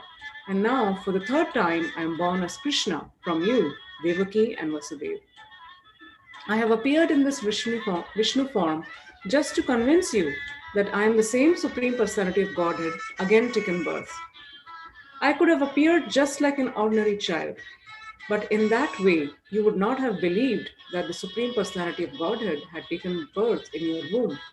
My dear father and mother, you have therefore raised me many times as your child, with great affection and love, and I am therefore very much pleased and obliged to you.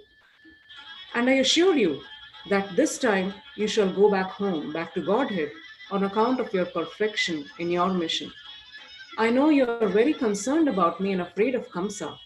Therefore, I order you to take me immediately to Gokula and exchange me for the daughter who has just been born to Yashoda.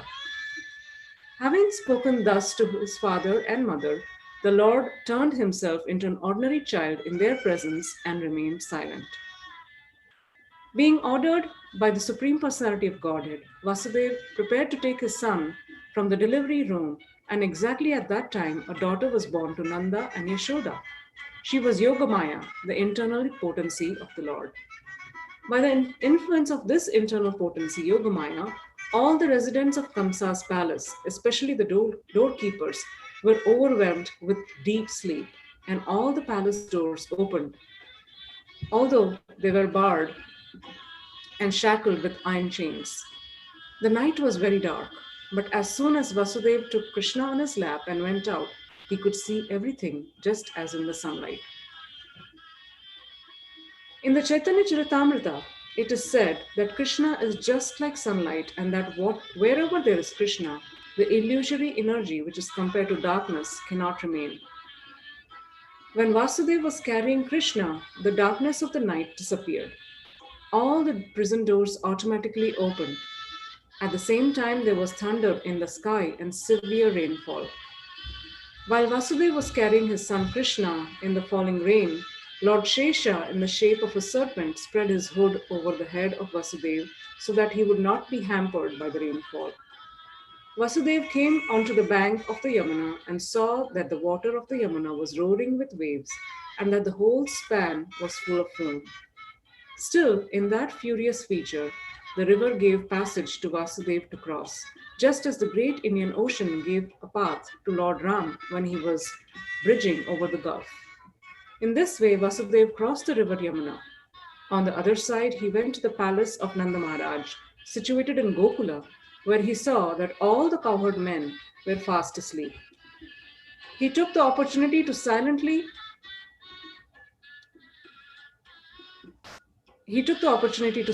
enter the house of Yashoda, and without difficulty, he exchanged his son for the baby girl newly born there. Then, after entering the house very silently and exchanging the boy for the girl, he returned to the prison of Kamsa and silently put the girl on the lap of Devaki. He again clamped the shackles on himself so that Kamsa could not recognize that so many things had happened. Mother Yashoda understood that a child had been born to her, but because she was very tired from the labor of childbirth, she fell fast asleep. When she awoke, she could not remember whether she had given birth to a male or a female child. Thus ends the Bhaktivedanta purport of the 3rd chapter of Krishna, the birth of Lord Krishna. We will now continue to the next chapter. Kamsa begins his persecutions.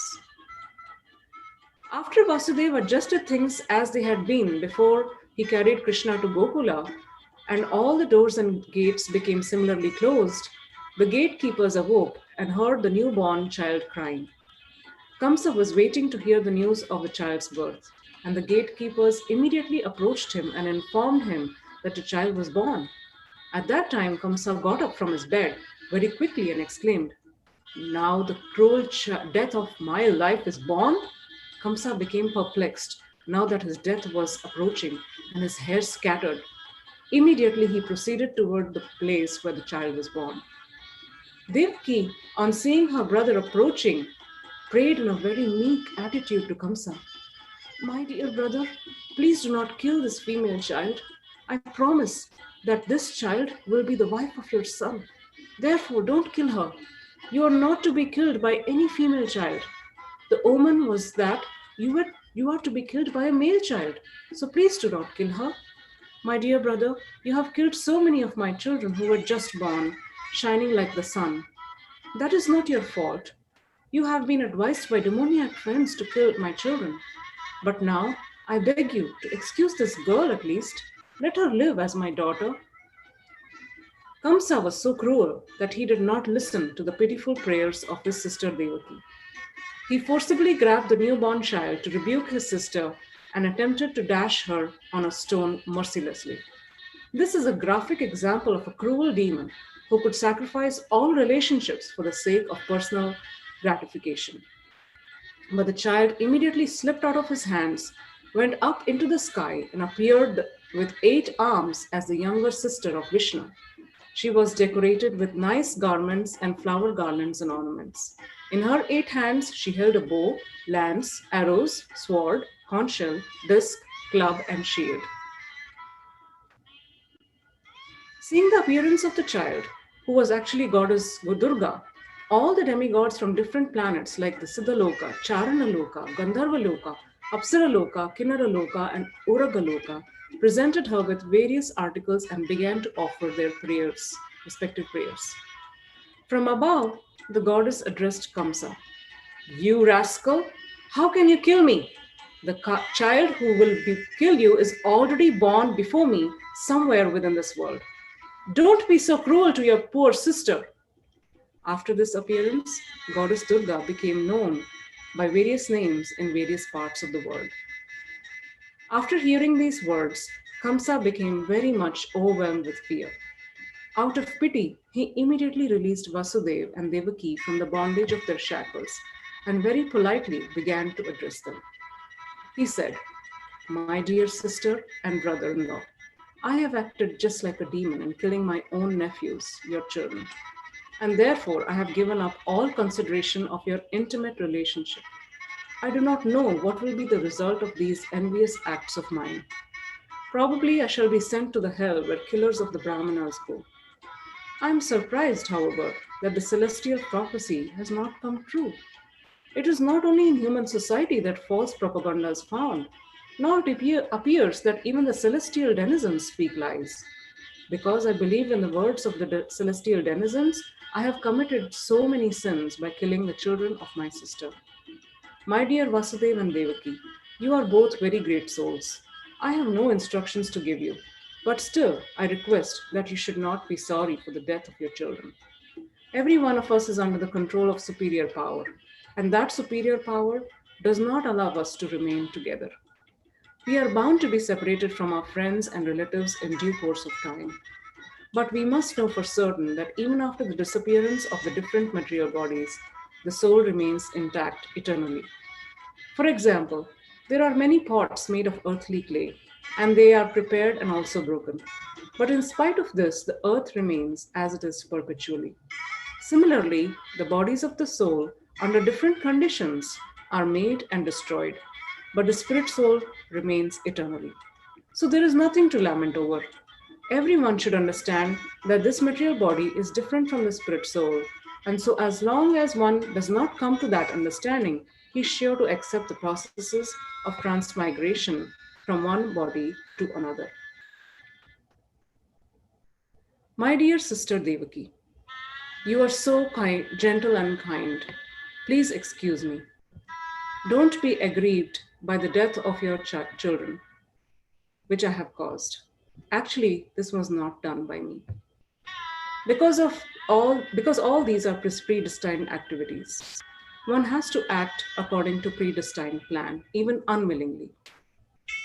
People misunderstand that with the end of the body, the self dies, or they think that one can kill another living entity. All these misconceptions oblige one to accept the conditions of material existence. In other words, as long as one is not firmly convinced of the eternality of the soul, one is subjected to the tribulation of being killer and killed. My dear sister Devaki and brother-in-law Vasudeva, kindly excuse the atrocities I have committed against you. I am very poor-hearted. You are so great-hearted. So take compassion upon me and excuse me. While Kamsa was speaking to his brother-in-law and sister, tears flowed from his eyes and he fell down at their feet. Believing the words of Durga Devi, whom he had tried to kill, Kamsa immediately released his brother-in-law and sister. He personally unlocked the iron shackles and very sympathetically showed his friendship for his family members. When Devaki saw her brother so repentant, she also became pacified and forgot all his atrocious activities against her children. Vasudeva also, forgetting all past incidents, spoke smilingly with his brother-in-law. Vasudeva told Kamsa, "My dear fortunate brother-in-law, what you are saying about the material body and soul is correct. Every living entity is born ignorant, misunderstanding this material body to be his self. This conception of life is due to ignorance, and on the basis of this ignorance, we create enmity or friendship. Lamentation, jubilation, fearfulness, envy, greed, illusion, and madness are different features of our material concept of life. A person influenced like this engages in enmity only due to the material body. Being engaged in such activities, we forget our eternal relationship with the Supreme Personality of Godhead." Vasudeva took the opportunity of Kamsa's benevolence and informed him that his atheistic activities were also due to this misconception of life, namely taking the material body to be the self. When Vasudeva talked with Kamsa in such an illuminating way, Kamsa became very pleased, and his guilt for killing his nephews subsided. With the permission of Sister Devaki and brother-in-law Vasudeva, he returned to his home with a relieved mind.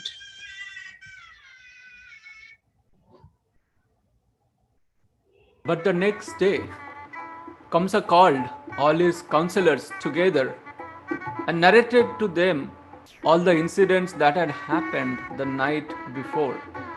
All the counselors of Kamsa were demons and eternal enemies of the demigods. So they became depressed upon hearing their master speak of the night's events. And although they were not very much experienced or learned, they began to give instructions to Kamsa as follows. Dear sir, let us now make arrangements to kill all children who were born within the last 10 days in all towns, countries, villages, and pasturing grounds. Let us execute this plan indiscriminately. We think that the demigods cannot do anything against us if we perform these atrocities.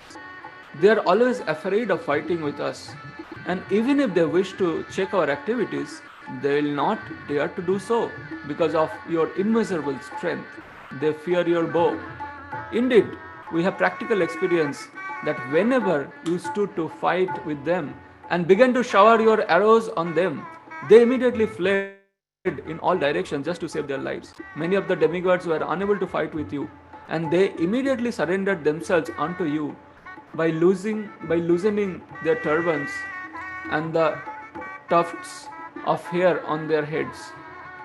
With folded hands, they begged you to spare them and said, My lord, we are all afraid of your strength. Please release us from this dangerous fight. We have also seen many times that you would never kill such surrendered fighters when they were all fearful, their bows, arrows, chariots broken, forgetful of their military activities and unable to fight with you. So actually we have nothing to fear from these demigods.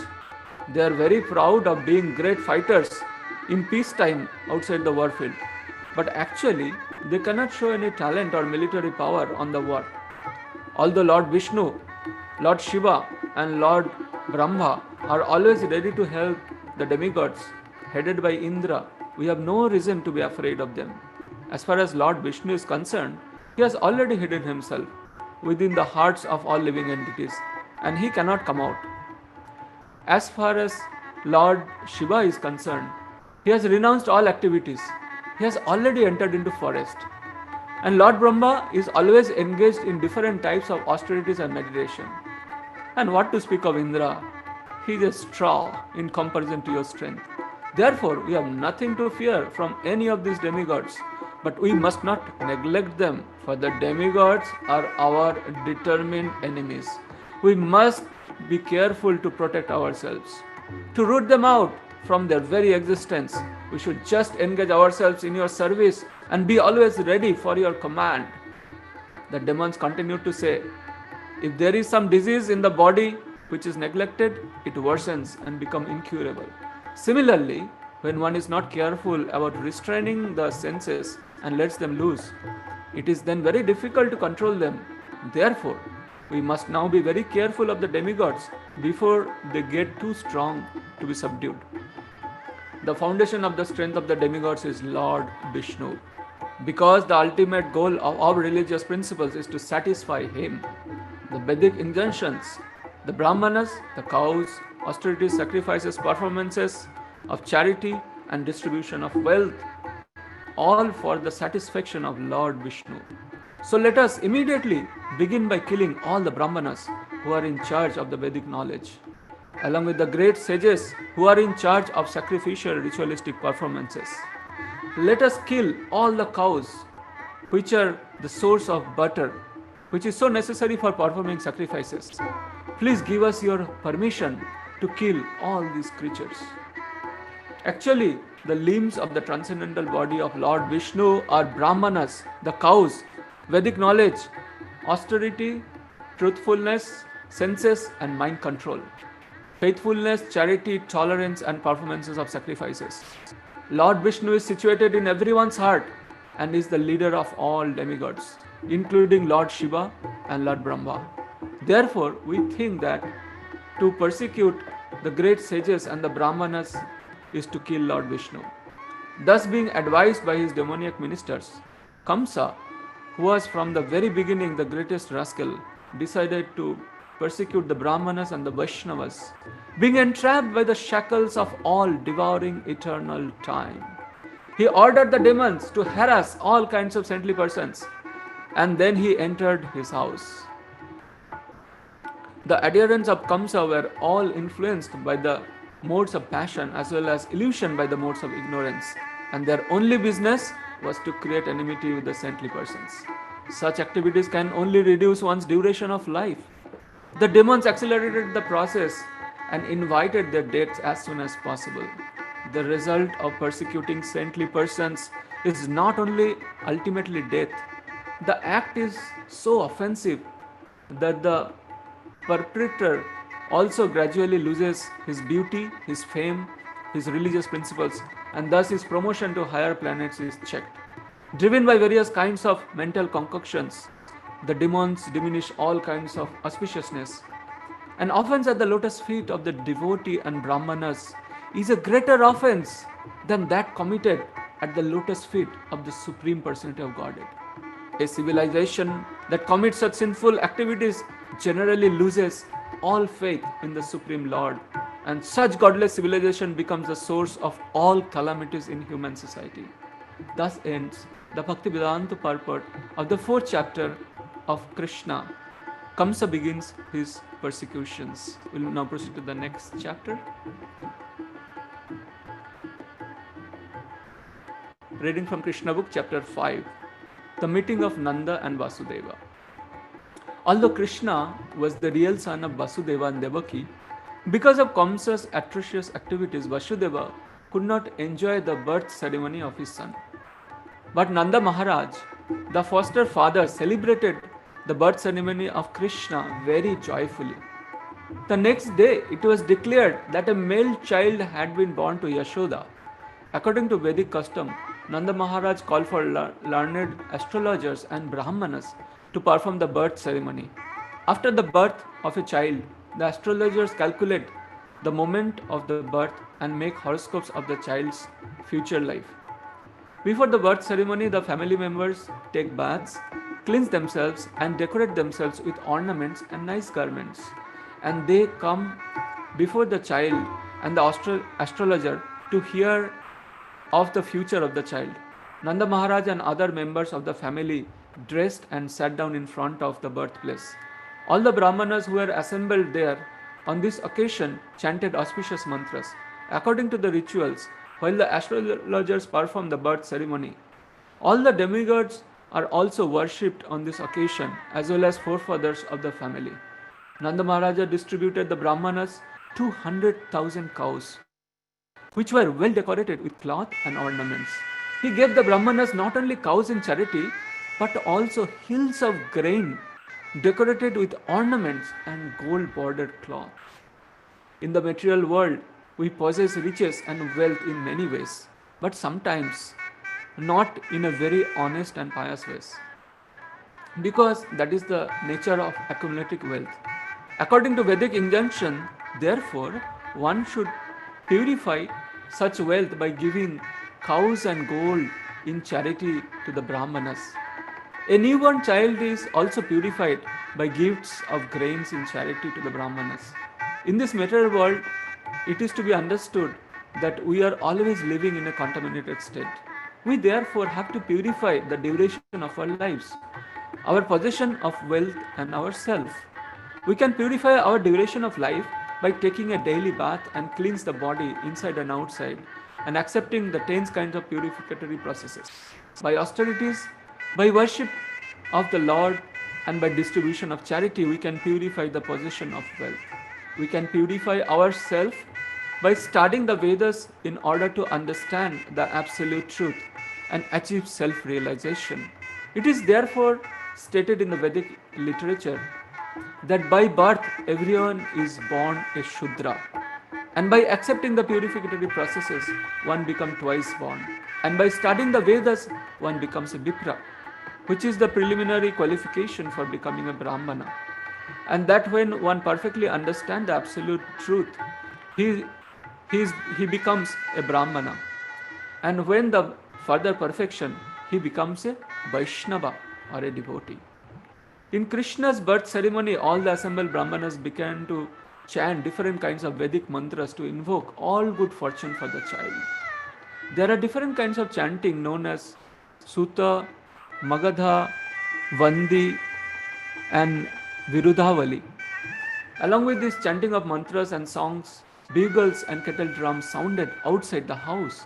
On this occasion, the joyous vibration could be heard in all the pasturing grounds and all the houses. Within and outside of the houses, there were varieties of artistic paintings done with rich pulp, and scented water was sprinkled everywhere, even on the roads and streets. Ceilings and roofs were decorated with different kinds of flags, festoons, and green leaves. The gates were made of green leaves and flowers. All the cows, bulls, calves were smeared with a mixture of oil and turmeric and painted with minerals like red oxide, yellow clay, and manganese. There were garlands of peacock feathers and were covered with nice colored cloths and gold necklaces. When all the ecstatic cowherd men heard that Nanda Maharaj, the father of Krishna, was celebrating the birth ceremony of his son, they became spontaneously joyful. They dressed themselves with very costly garments and ornamented their bodies with different kinds of earrings and necklaces and wore great turbans on their heads.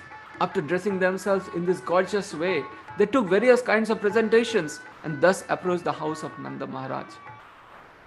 As soon as they heard that Mother Yashoda had given birth to a child, all the cowherd women became overwhelmed with joy, and they also dressed themselves with various kinds of costly garments and ornaments and smeared scented cosmetics on their bodies. At the dust on the lotus flower, as the dust on the lotus flower exhibits the exquisite beauty of the flower, all the gopis, cowherd women, applied the dust of kumkuma on their lotus-like faces. These beautiful gopis took their different presentations and very soon reached the house of Nanda Maharaj. Overburdened with their heavy hips and swollen breasts, the gopis could not proceed very quickly toward the house of Nanda Maharaj, but out of ecstatic love for Krishna, they proceeded as quickly as possible. Their ears were decorated with pearl rings, their necks with jewel lockets, their lips and eyes with different kinds of lipsticks and ointment, and their hands with nice golden bangles. As they were very hastily passing over the stone road, the flower garlands which were decorating their bodies fell to the ground, and it appeared that a shower of flowers was falling from the sky. From the movement of the different kinds of ornaments on their bodies, they are looking still more beautiful. In this way, they all reached the house of Nanda Yashoda and blessed the child. Dear child, you live long just to protect us. While they were blessing child Krishna in this way, they offered a mixture of turmeric powder, oil, yogurt, milk, and water. They sprinkled this mixture not only on the body of child Krishna, but on all other persons who were present there. Also, on that auspicious occasion, there were different bands of expert musicians playing. Thank you so much. We will stop here because the next session will start in 2 minutes. Thank you, Shyamarupa Prabhu. Thank you, Raseswari Lila Mataji, for this wonderful dramatic narration of Krishna book, chapter 3, 4, and partially 5. And I'm sure devotees loved the Shehnai and the voice modulation that both of you are doing. Thank you very much. And on the broadcast team, I would like to thank, I think I have Giridhar in the broadcast team managing the controls. Thank you, Giridhar, for that. And thank you all for joining us for this reading session. Hare Krishna. Now we will move on to virtual Vrindavan Parikrama. Hare Krishna.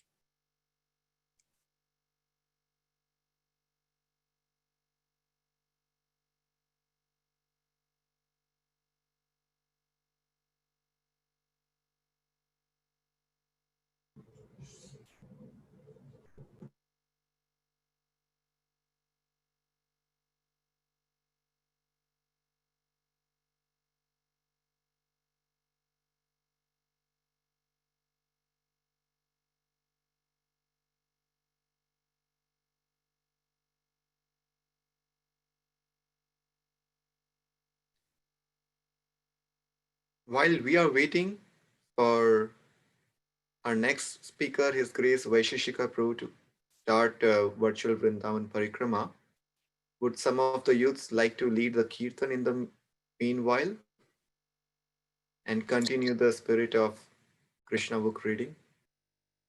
I see Monisha smiling, all smiles, so you can start. Shall we use Jamulus? Okay, we'll be back.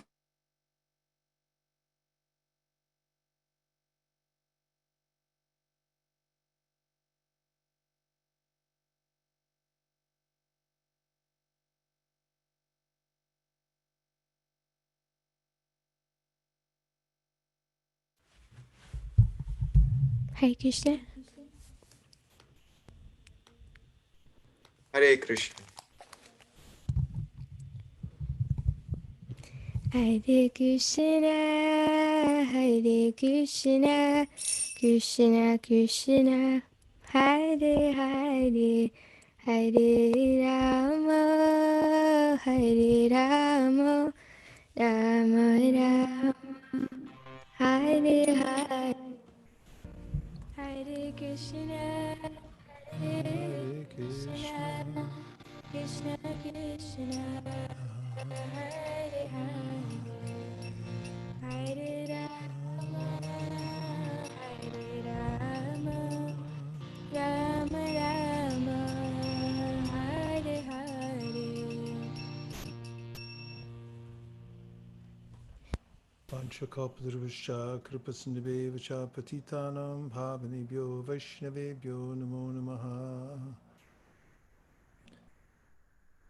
Om Jnanatimidandasya Jnananjana Shalakaya Chakshurunmilitam Dena Tasmai Shri Gurave Namaha. Jai Shri Krishna Chaitanya Prabhu Nityananda Sri Advaita Gadadhara Srivasari Gaura Bhaktivinoda. Hare Krishna, Krishna Krishna, Hare Hare, Hare Rama, Rama Rama, Hare Hare, Gaur Premanande, Hare Hare Bo. I just read Manjula Kanta's comment. She said she made Malpuas for her deities. Listen to Krishna Katha. Now on her way to the Dham. Jai, what a way to celebrate Janmāṣṭamī. So I feel the same way just coming in this room, because really it's not the location where we're at any given time, but it's really the consciousness that's there.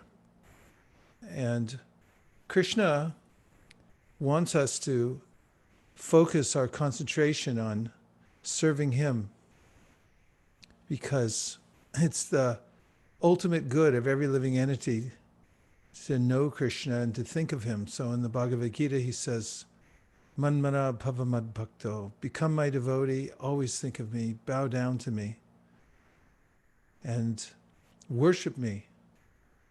And these are simple things that when executed have the most momentous result, which is that actually I feel peaceful. And thinking about the Parikrama of the Dham, I thought to start with discussing the form of service that it is, Parikrama, what it means, and how it's performed in Vrindavan, and especially in Govardhan, where I mostly stay during Kartik. And Pari means around, and Krama means to walk. So it really just means to walk around. Here in Burlingame, people are walking around every night, especially since lockdown. People go out for their scheduled walks, and they're walking up and down, they're walking their dog and so forth. But what does it really mean? Or if you're walking to the store, you're in shopping consciousness. And if you're walking to your friend's house, you're in friendship consciousness. As you're anticipating, what am I going to do when I get there? And how will I enjoy, or what's going to be the result of this? And in Parikrama, in many cases, you're walking in a circle. So you're not really going anywhere. You're walking for the sake of walking. And that's why Parikrama is called Padasevanam. We know Shravanam, Kirtanam, Vishnu Smaranam, Padasevanam, Archanam, Vandanam, Dasyam, Sakhyam, Atma Nivedanam. These are the 9 processes of devotional service, beginning with hearing, chanting, remembering. And Padasevanam, worshipping the lotus feet of the Lord, it also includes walking in the Dham.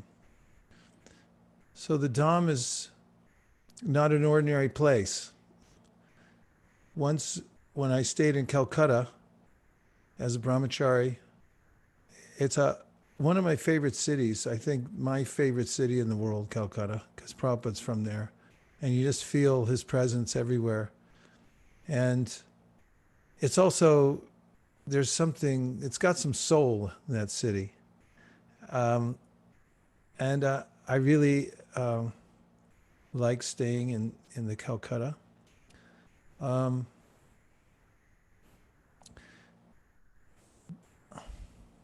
Now I got so absorbed in what I was saying about Calcutta, and I took me back there, and then I forgot the point I was going to make. What was I going to say, Sukeshri? You were talking about Parikrama, Prabhu. And so you talked what Pari is, and Krama just Father Sevanam. And then you said Calcutta is your favorite place. Dham is not an ordinary place. Yeah. Well, it'll come back to me. It was a very specific thing that I had to say about Calcutta, and then I got lost. In any case, I'll come back to it later.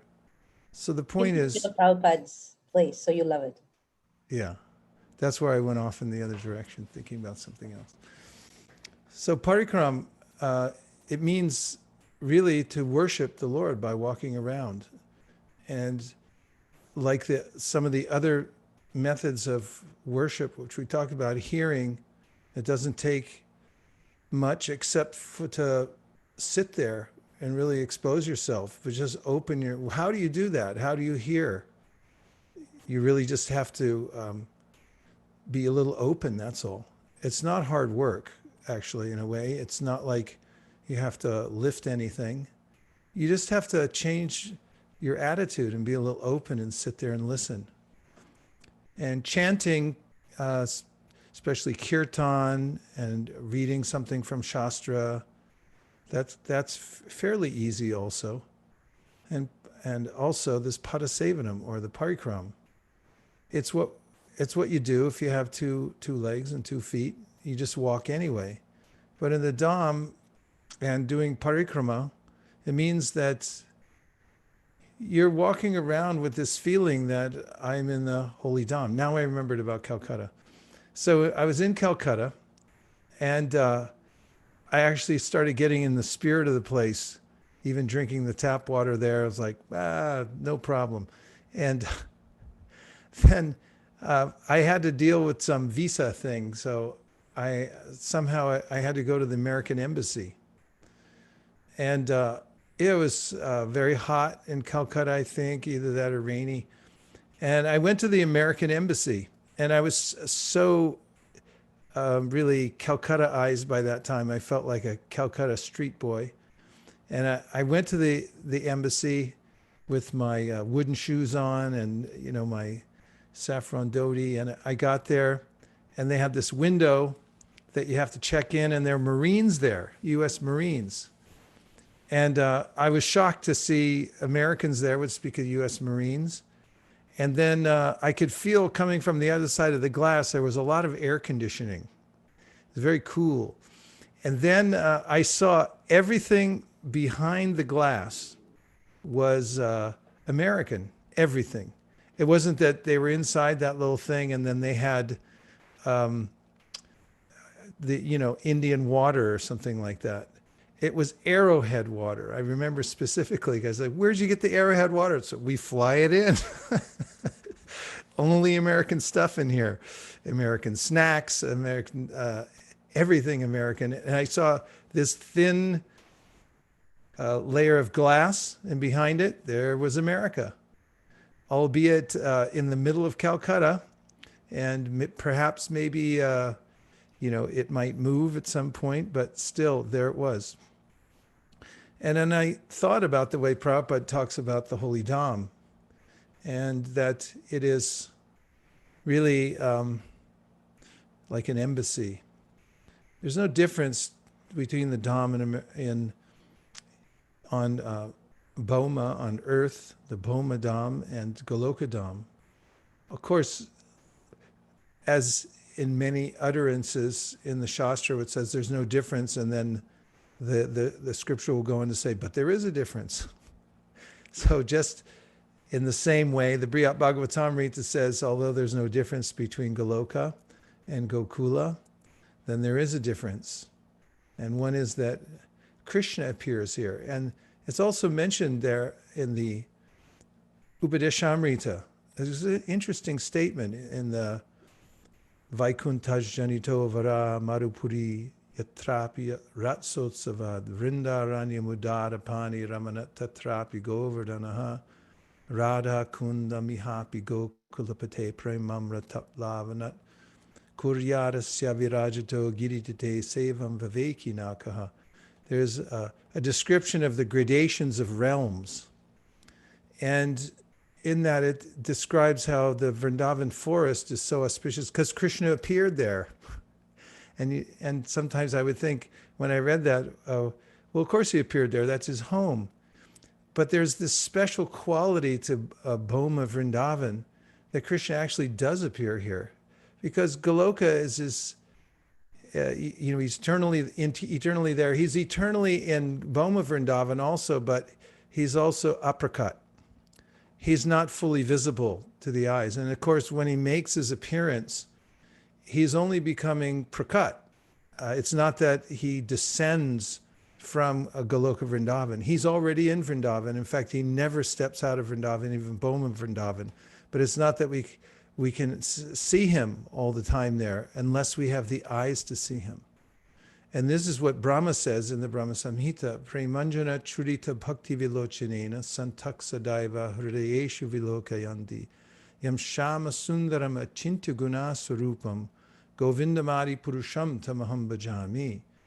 That although Krishna is present, of course we know he's present in our heart and every atom and so forth, but he's especially present in his personal form in the Dham.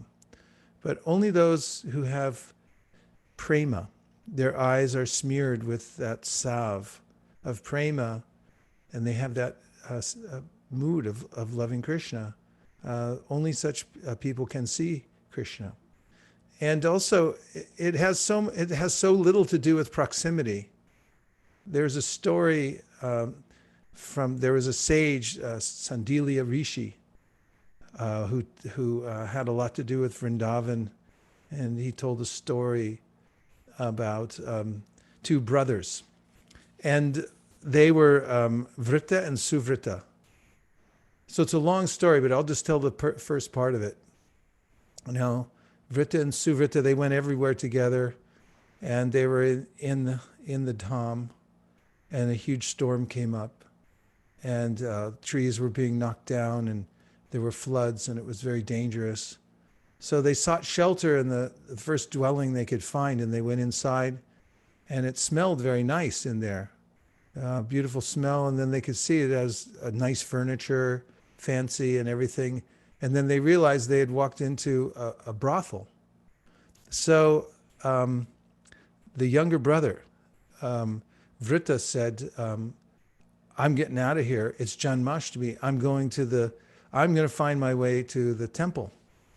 And so his brother said, it's too dangerous, don't go. But his younger brother impetuously ran out the door and braved it through the dangerous elements with lightning and everything to make it to the temple, and did somehow or other.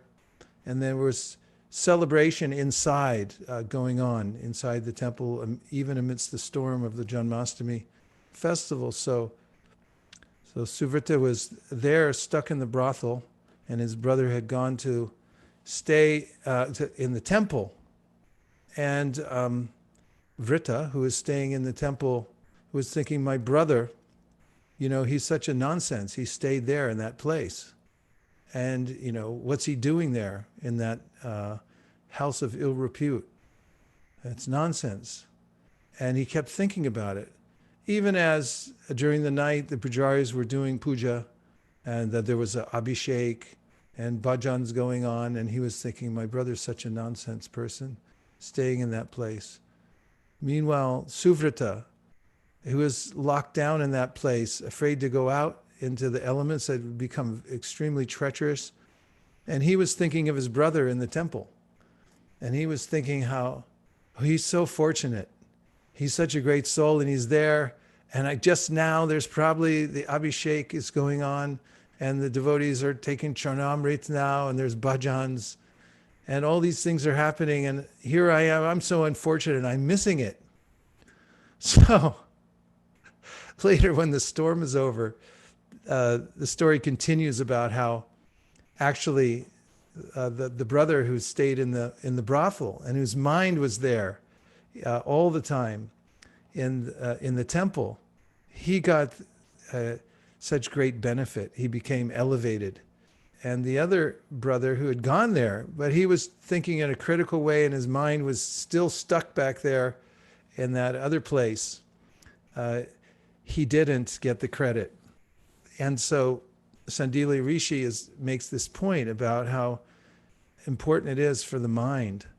And this is in one of our Vaishnava songs, that as soon as my mind has become peaceful and pure, then I can understand Vrindavan. So Vrindavan is not a place where we can barge in. We come to Vrindavan by the intensity of our sincerity, of our sincere mood, and the way in which we develop dainya and humility, so that we feel that we're entering into the most sacred place when we go to the Dham. So I've always noticed that you can tell the difference in moving from one area that is Delhi into the Dham and then back again. Driving out of Vrindavan, sometimes after being there 5-6 weeks, and then the sad day when you have to leave, and then we're driving, and there's a point at which you feel, oh, we just crossed into another Varsha, different place. The influence of the Dham is remarkably palpable. One can feel it. So for those who are doing Panchangam Bhakti and are feeling inspired by the holy names, by hearing Srimad Bhagavatam, they're feeling in ever increasing, but even though gradual increments, that Krishna is present here in his name, that he's there in the Bhagavatam, and they're feeling the influence of these very powerful practices. And then they go to the Dham, and especially those like all of you who are doing so much service, especially Sankirtan service, distributing books. This prepares one for going to the Dham. And Prabhupada always appreciated that the devotees would be out in the field, so to speak, and doing the hard work of preaching to qualify themselves for coming to Mayapur and then Vrindavan. And the devotees also felt it as well, that when they would be spreading the Sankirtan movement and then come into Vrindavan Dham, then they felt Krishna's embrace, in the sense that they felt welcome there, and they felt that they could actually stay there and have a taste for it because they had done some service. If one goes to a holy place, Krishna said this, actually, he mentions to the sages at Kurukshetra, that if you consider that you are the body, or you think that your family members are your own, or your homeland is worshipable. I'm from, Cleveland, Ohio. That's a worshipable place. I'm not from Cleveland, Ohio, but I'm just picking instead, not to pick on the Clevelanders. They're great people. I lived there for a few months. But any place, and I say this is worshipable place, or if one goes to the Dham, just to take bath there, and then and then thinks like, I'm done. I got some piety out of this. And now, thanks. It's like a vending machine, and then leaves and doesn't take time to hear from advanced people. One of the reasons to go to the Dham is because that's where devotees who are very advanced like to stay. And when I go there, then I can find those people. I always like to say, like with gamblers, they have an addiction. Some gamblers have an addiction to gambling. 5% of the American population has addiction to gambling. And, you know, they're always looking for the next game. But you have, because it's illegal, these gambling matches, you have to find them in a back room somewhere. So similarly with hearing and chanting, the ones who are really serious and they're dedicating their full attention to hearing and chanting, if you go to a festival or something like that, you have to look around. Where's the game going on? And you have to know somebody to get in and say the code. And that's really coming to the Dham, like Rajendra Nandana Prabhu. He goes to the Dham with a very serious mood that he's going there to hear, and he doesn't waste any time. No messing around. It's serious business, actually. For him, he goes there and he's got everything planned out. So while he's there, he can be he can take advantage of every opportunity to hear and chant. So then back to the idea of parikrama. It's a sublime activity when one has some sense that this is a holy place and now I'm just walking in it. And Vrindavan is such a magical place that all you really have to do is walk around, and the atmosphere is so rarefied that the sights and sounds of Vrindavan start to go in your ears and enter into your mind. And I wrote a piece a while back, and I couldn't find it on my hard drive, but maybe I will tomorrow. When I was in Vrindavan, some of the first parikrams I was taking were so profoundly moving to me, so profoundly moving. And I was wondering, what is it about this, just walking, where I feel so moved by this? And so I wrote a couple of pieces about parikram, but one of them was something that I actually experienced for myself, which was that walking around Govardhan Hill, I felt as if there was a current going around underneath the ground there, a spiritual current. And when you walk around Govardhan Hill, you go barefoot. And so your feet have to strike the ground. And I felt as if when I was striking the ground with my feet, that there was some transmission coming up from the ground. And it was coming up up through my feet and into my heart. So I realized from that, in San Francisco for many years, there are these trolleys, and they run with an electrical wire, and they have to attach a special apparatus to it so that the car can go. And I started thinking of my feet like that apparatus that's attached to the electrical cab, and then that I was connected to the Dham and the electrical current that's going around and around in the Dham. And the other experience there is just watching those who come there to walk around, and they go in such a joyful spirit, walking and walking and walking in Vrindavan. There is a Mathura Vrindavan Parikrama that takes place every year in Kartik, and it's about 50-mile walk, I think, that these people take all around Mathura and Vrindavan. They circumambulate the whole area. And you see thousands, tens of thousands of people from the villages, and there'll be old ladies. There'll be people who can barely walk. It looks like they're practically crippled. And then you see young women and men, and a lot of the young women are carrying a few pots on their head because they have to stop somewhere along the way. It's like a 2-day excursion, and they just carry it on their head and they're moving along with it.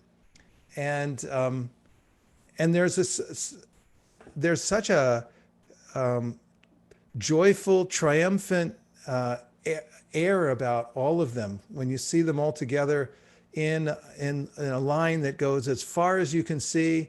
And if you're driving past, then you won't see the end of it.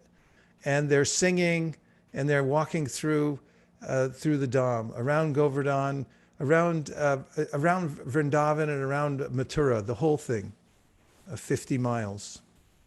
And then there's also the Dandavat parikramas.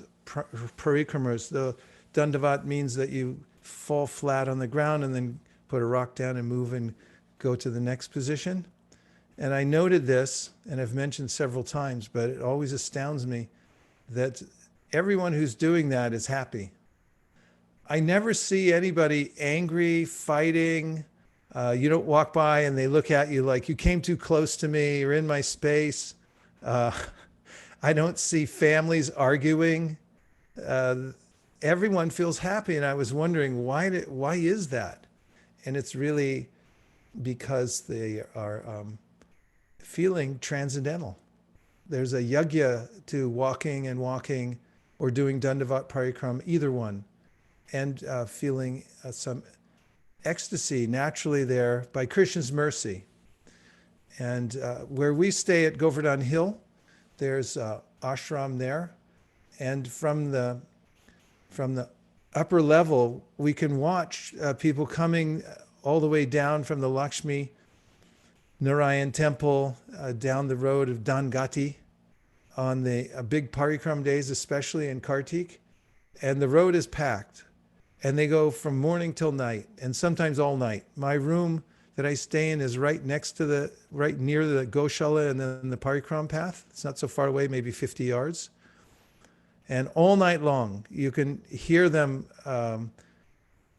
chanting, singing, making transcendental slogans and everything like that going around. Jai Giriraj, Giriraj Maharaj Ki Jai, and it's percussive. So anyway, just being near people who are doing the Parikrama and watching them, the mind once is thinking like, is there a race? Is somebody going to win? Are they going somewhere? And the answer is no, none of those things. They're not racing. Of course, some people, it feels like they're racing on the marg, definitely. There is this transcendental competition that takes place there for sure. But really, there's nowhere to go. It's just a joyful expression of saying that Krishna, you're all worshipable, and we just want to be near you. We just want to touch the ground that is sanctified by you being on this ground, walking on this ground before, and they're appreciating Giriraj. It's amazing too, because for an ordinary person who doesn't have the context, who would come to the, hey, are you doing Dandavat Parikram there, Radhakripa? Prabhu? It looks like it. You have to turn the other way though. Can you turn around? Sorry, I was just putting the picture just to... Turn around though, just for a second. Keep the picture, but turn around the other way. Okay, sorry, I will do that. I just need to...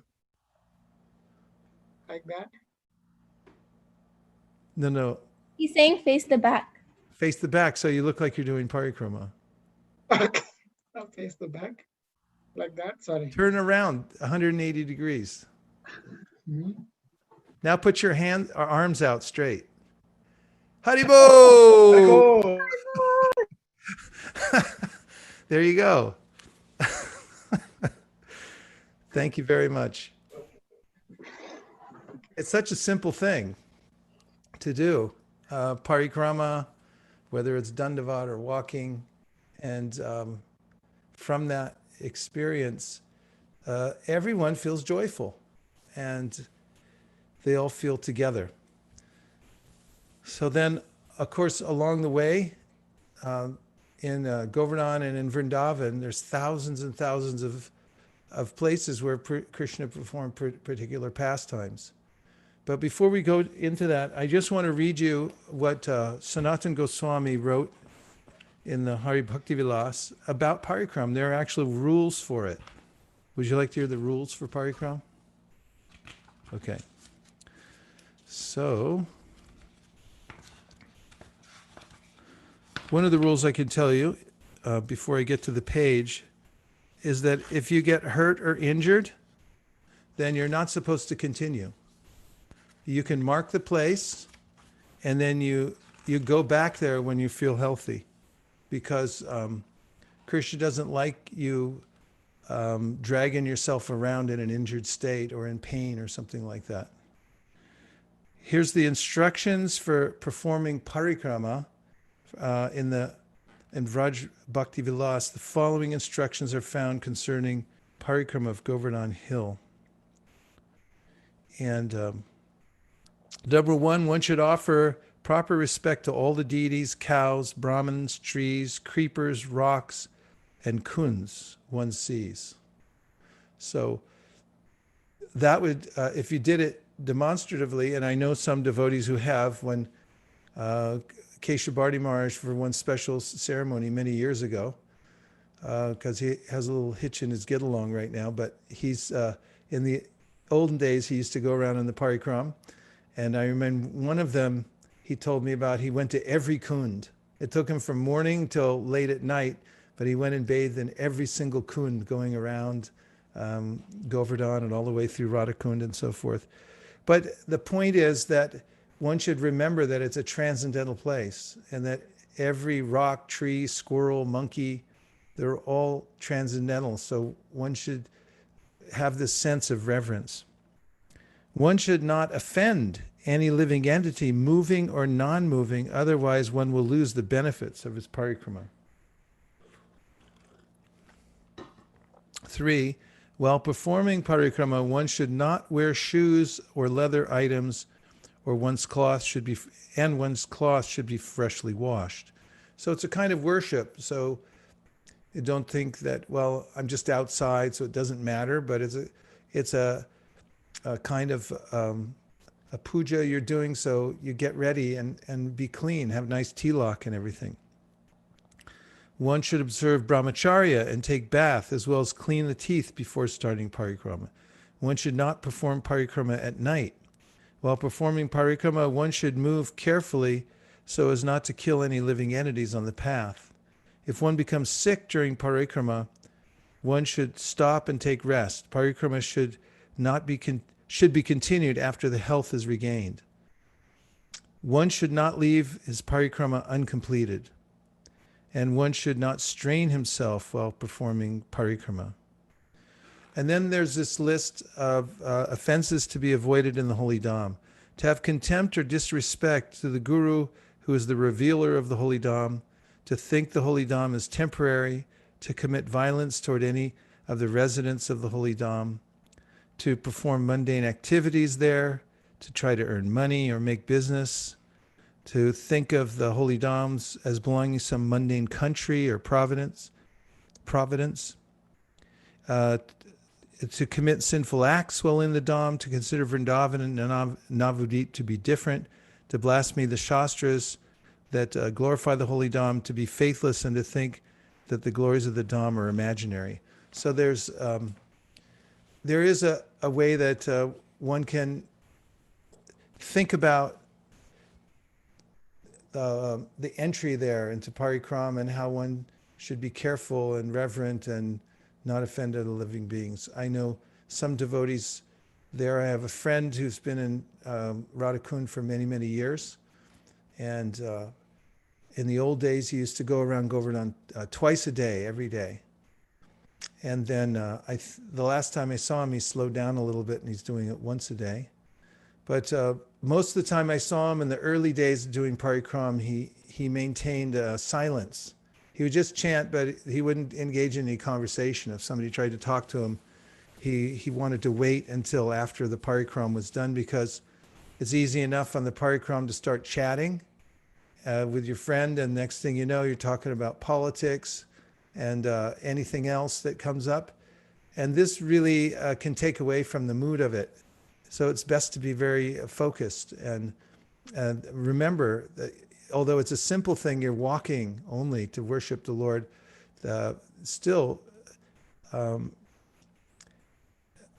consider that it's every step is sacred that you're making as you move through. And the other thing is Parikrama is very fun and joyful. No, the Parikrams that we've been on have been extremely fun with the devotees all walking together. I'll give you a little sample of it. I have a few little video clips from some of our Parikrams from 2017. And I'm just going to share my screen.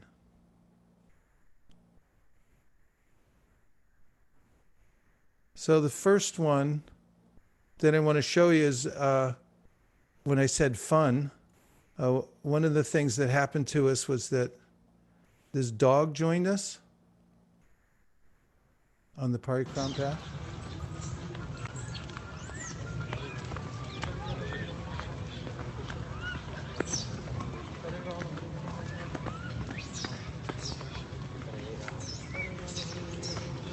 This is a group of us walking. There's the dog.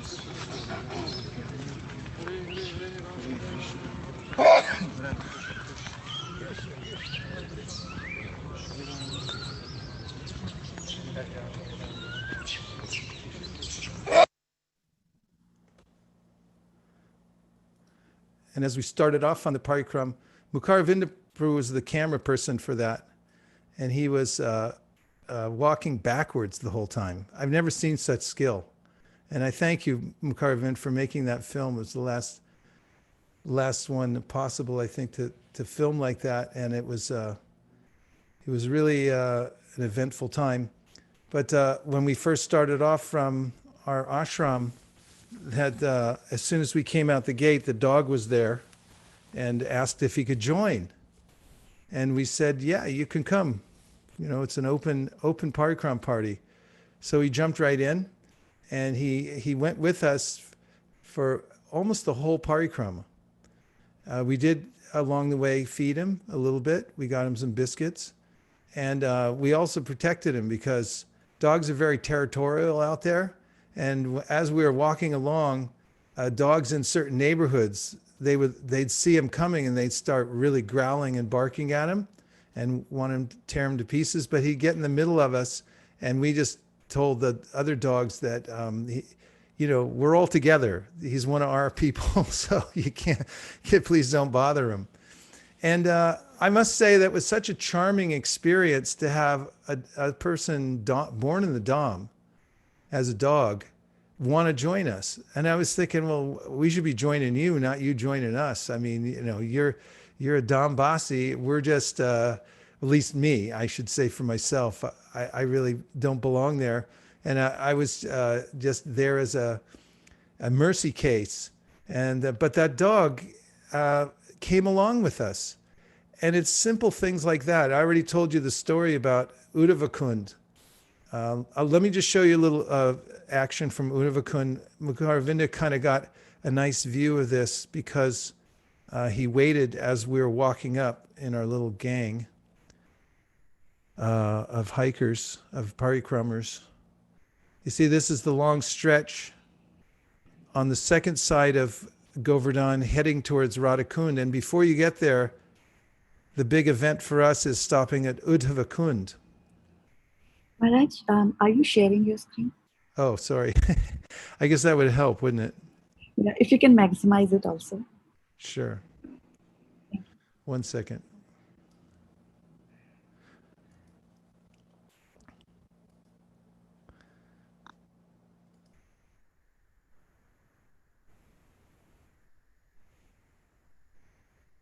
Okay, now I'm sharing, right? Where do I maximize it?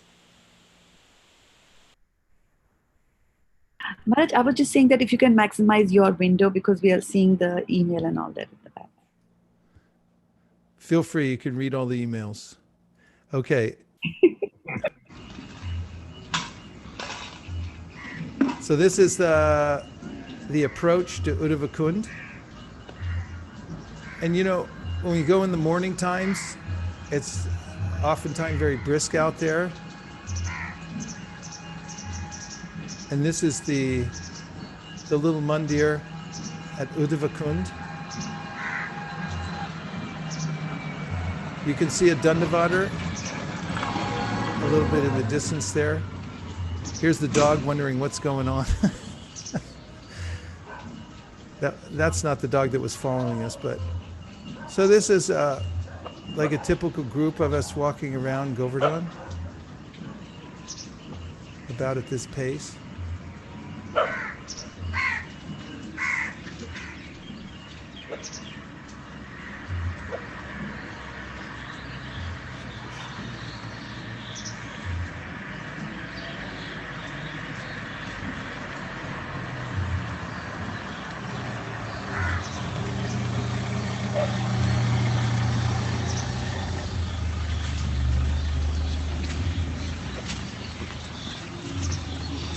And we're going inside the temple.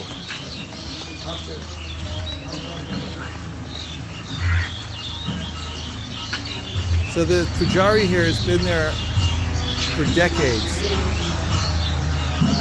Sitting always in the same place.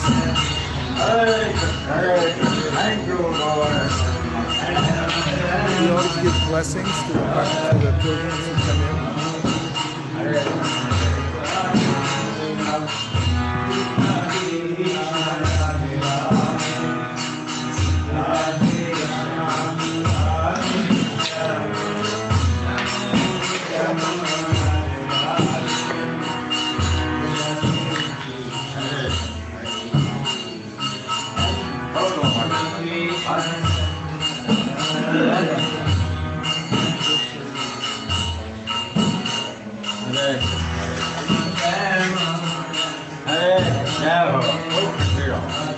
Oh, that's sweet, that's sweet.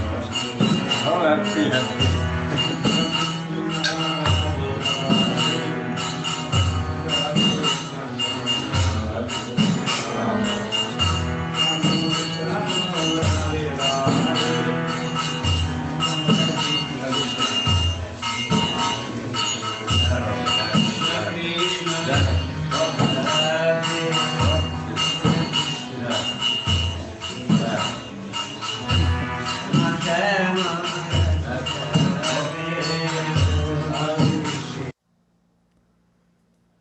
So these little enclaves, temples along the way, we have our favorite ones that we go in, and then one of the nice things about doing regular parikrama is that you get to know all the pujaris and things.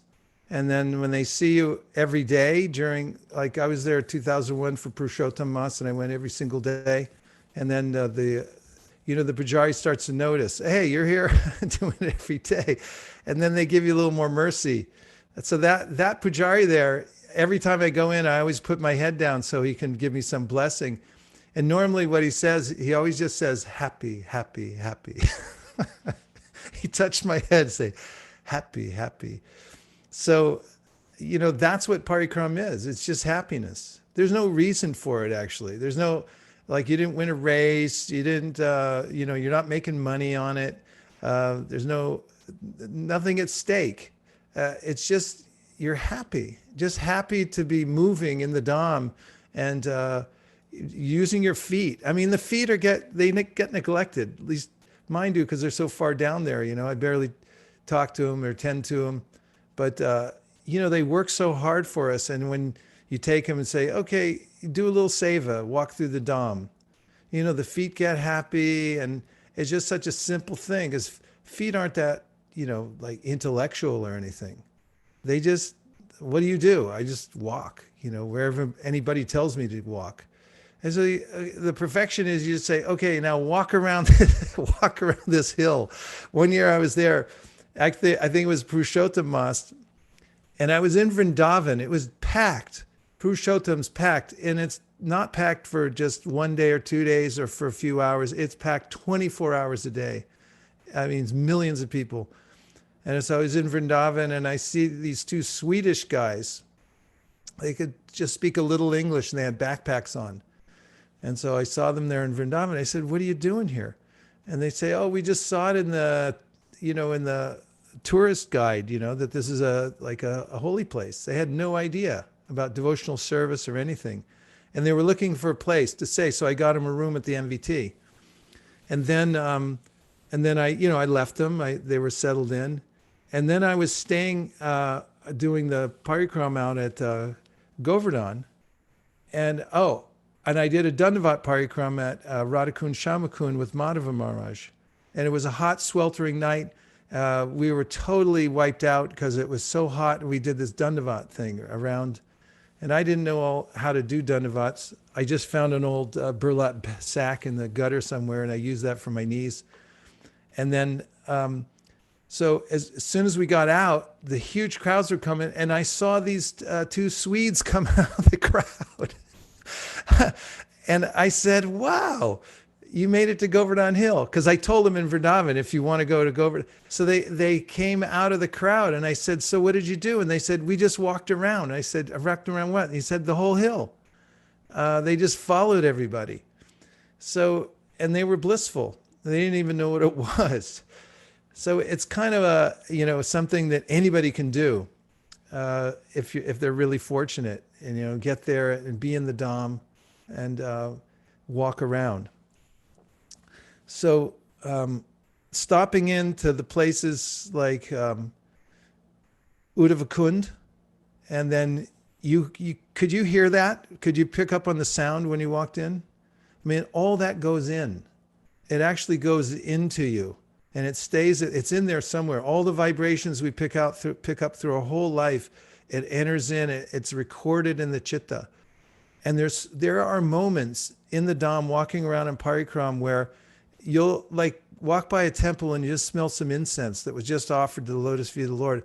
And all of a sudden you're just euphoric because, it's crisp, cold air out. You're walking along, you're free, you're doing the right thing. And all of a sudden you get this reward of just smell some beautiful incense or a flower or some oil or something like that. And I would just say with Parikrama also and walking in the Dham, I've always noticed it's like watching a movie in front of my eyes. I'm watching my subtle body, and I can see, it's almost like mystic power because you can see kind of anything that's going on in your subtle body. And you can feel how just being there, just walking, it's very gradually becoming purified. Mukharvinda Prabhu's nodding his head. What part are you resonating with, Mukharvinda Prabhu? I do remember when I first time, we had a prayers of Radha Kund, and when I enter, I don't know, I was in some different planet. I don't know, I don't feel that I'm in my body. That was my feeling when I entered into the Radha Kund first time. I still have that feelings with me, that it's like out of body experience as soon as I enter into the Radha Kund. Yeah, nice. And what other parts that, from so far we're talking about, do you remember, because you were doing the camera shooting that time, and do you remember anything, do you have anything to add about the Parikrama, that party? Well, thank you so much, Maharaj, first of all, to allowing to capture his biggest austerity, I'll say, from your side to allow your personal, this is like a very personal event to a Parikrama, and then you allowed us to capture so that people can take benefit. Definitely the dog was the, like we, as you told, we joined the dogs party. Was definitely I'll never forget that, how protecting them and remembering the pastime of Sivanand Sen, and how he took along with him all the dogs. And yeah, we remembered that when the dog joined us on that. How that it's such a simple thing, because the Shivananda Sen, he just said, yeah, he's with us. And really that's the mood of the Sankirtan movement, is so whoever shows any kind of impetus whatsoever, then okay, you're in. That's it. That's Lord Chaitanya's mood. Somebody looks over, like, on Sankirtan, if someone looks at you, with just any kind of curiosity, intention, or a smile, that's it. They're in. Yeah, come on. really the whole Sankirtan movement is a big parikram. We're going with Lord Chaitanya and his pure devotees. We're just walking. That's it. And if somebody wants to come, just jump in. And if they spontaneously feel it and they jump in, then they can be happy too. And they can walk right back to Godhead. Let's just see if there's any other reflections or questions. Yes, please. So Maharaj, we always talk about the fact that we have a human body and it's a good body to be in. So how do we understand, exalted devotees coming to the dham in the form of a dog or even a monkey? Is it that, we are still looking at them from a material perspective and we should not be doing that? So if you can throw some light on that. Yeah, actually, we shouldn't look at any of the entities who are there in the dham as normal. They're born in the dham, so they did something really special. Even if they were, Bhaktisiddhanta Saraswati Thakur said, if they're living in the dham and they made some offense, then they could take birth as a monkey. And then after they do a lifetime as a monkey, then they can go back to Godhead, get purified. So he recommended that we don't make offenses in the dham, because then you could actually take an animal body there. And actually, Srila Bhaktisiddhanta and Srila Prabhupada, they warned that there's some people are in the dham and they do nonsense. Now, we shouldn't just be Pollyanna and think that we should be careful. Anyway, it's best to be guarded. If somebody's in the dham, we just respect them, and also don't mix it up a lot with the locals. I mean, if you're going in a temple and the pujari's there, obviously there's some exchange and everything, but Lord Chaitanya told his devotees, don't go there and mix intimately, when you're going there for a pilgrimage, he said, because you won't understand the locals. And that was in Lord Chaitanya's time. So it's best to, be a little careful, and the animals we should respect too, as residents of the dham. Thank you, Maharaj. How long does it take to do the parikrama? Well, it depends. If you go around and you look at all the places and you stop in here and there, it can take 8 hours. And if you're just, doing it as an athletic event, you can be down. Some of those sadhus get around there in 2 hours, 2.5 hours. It's about 14 miles. So Dandavat probably takes a couple days.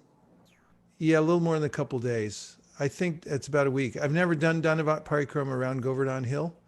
It's not really necessary. It's not really in our line. Although, I did it once around Radhakund Shyamakund because someone told me it was a good idea, and it really was.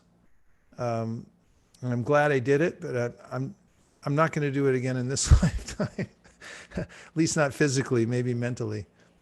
Well, as per Nectar of Instruction, it says that Nectar of Devotion says that Radhakund is the highest. So doing around Radhakund is probably equivalent to doing around the entire Vrindavan, right? I've never read that specifically about, this is equal to that, whatever.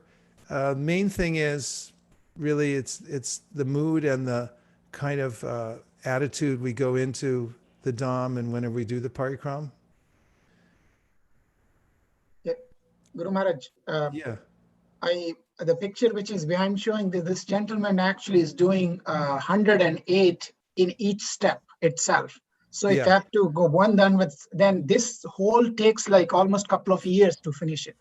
It's not, it's unbelievable. When we met two people who are doing this one, you were like me and Sudhir Madhav Prabhu was there.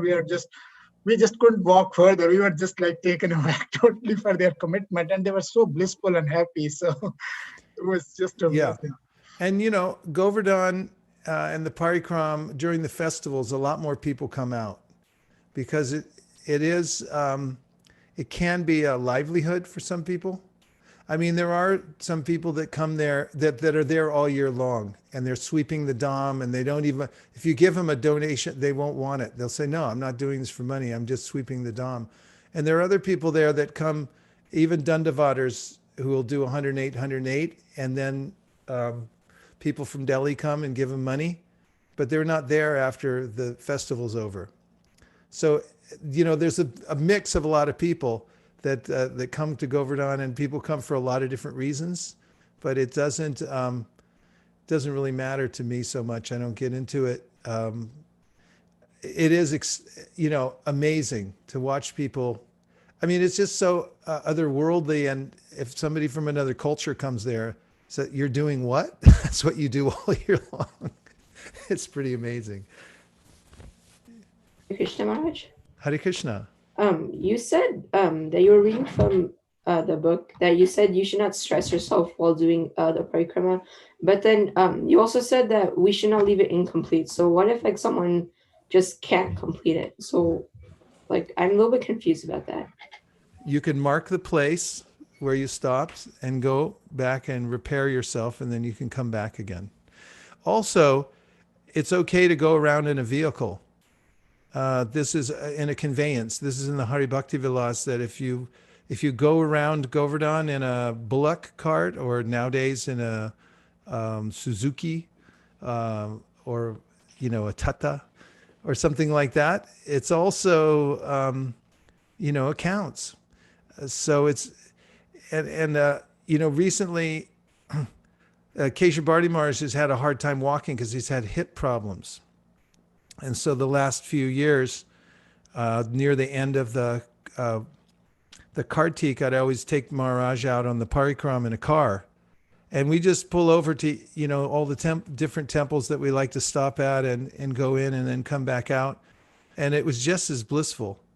It was really ecstatic. And in fact, it gave kind of a different vision too, because you're just going around in the car, because usually in the car you're going somewhere. But again, you're just driving around, and you can get to a lot more places. Like Nardakund is way, way down a side road, and we barely ever stop there because it's an extra 1.5 miles walk one direction to get to Nardakund. But when we drive there, we can go to those extra places and see them. And by see them, I mean, well, first of all, to be seen there, because we really show up in these places. And Krishna, I came, I'm in your hometown. And Nectar Devotion Prabhupada writes that, devotional service is very rarely attained, and it's not so easy to get Krishna's attention. But if you go to Mathura, the whole Vrindavan area, during Kartik, and you just stay there, then it's very easy to get his attention. So really, we want to be seen. Yeah,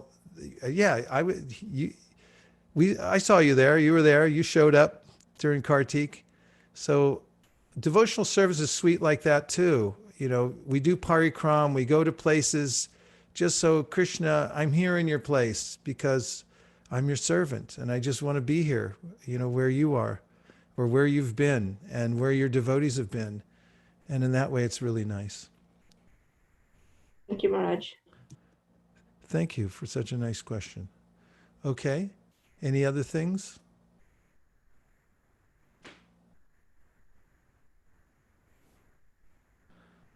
Okay. Yes?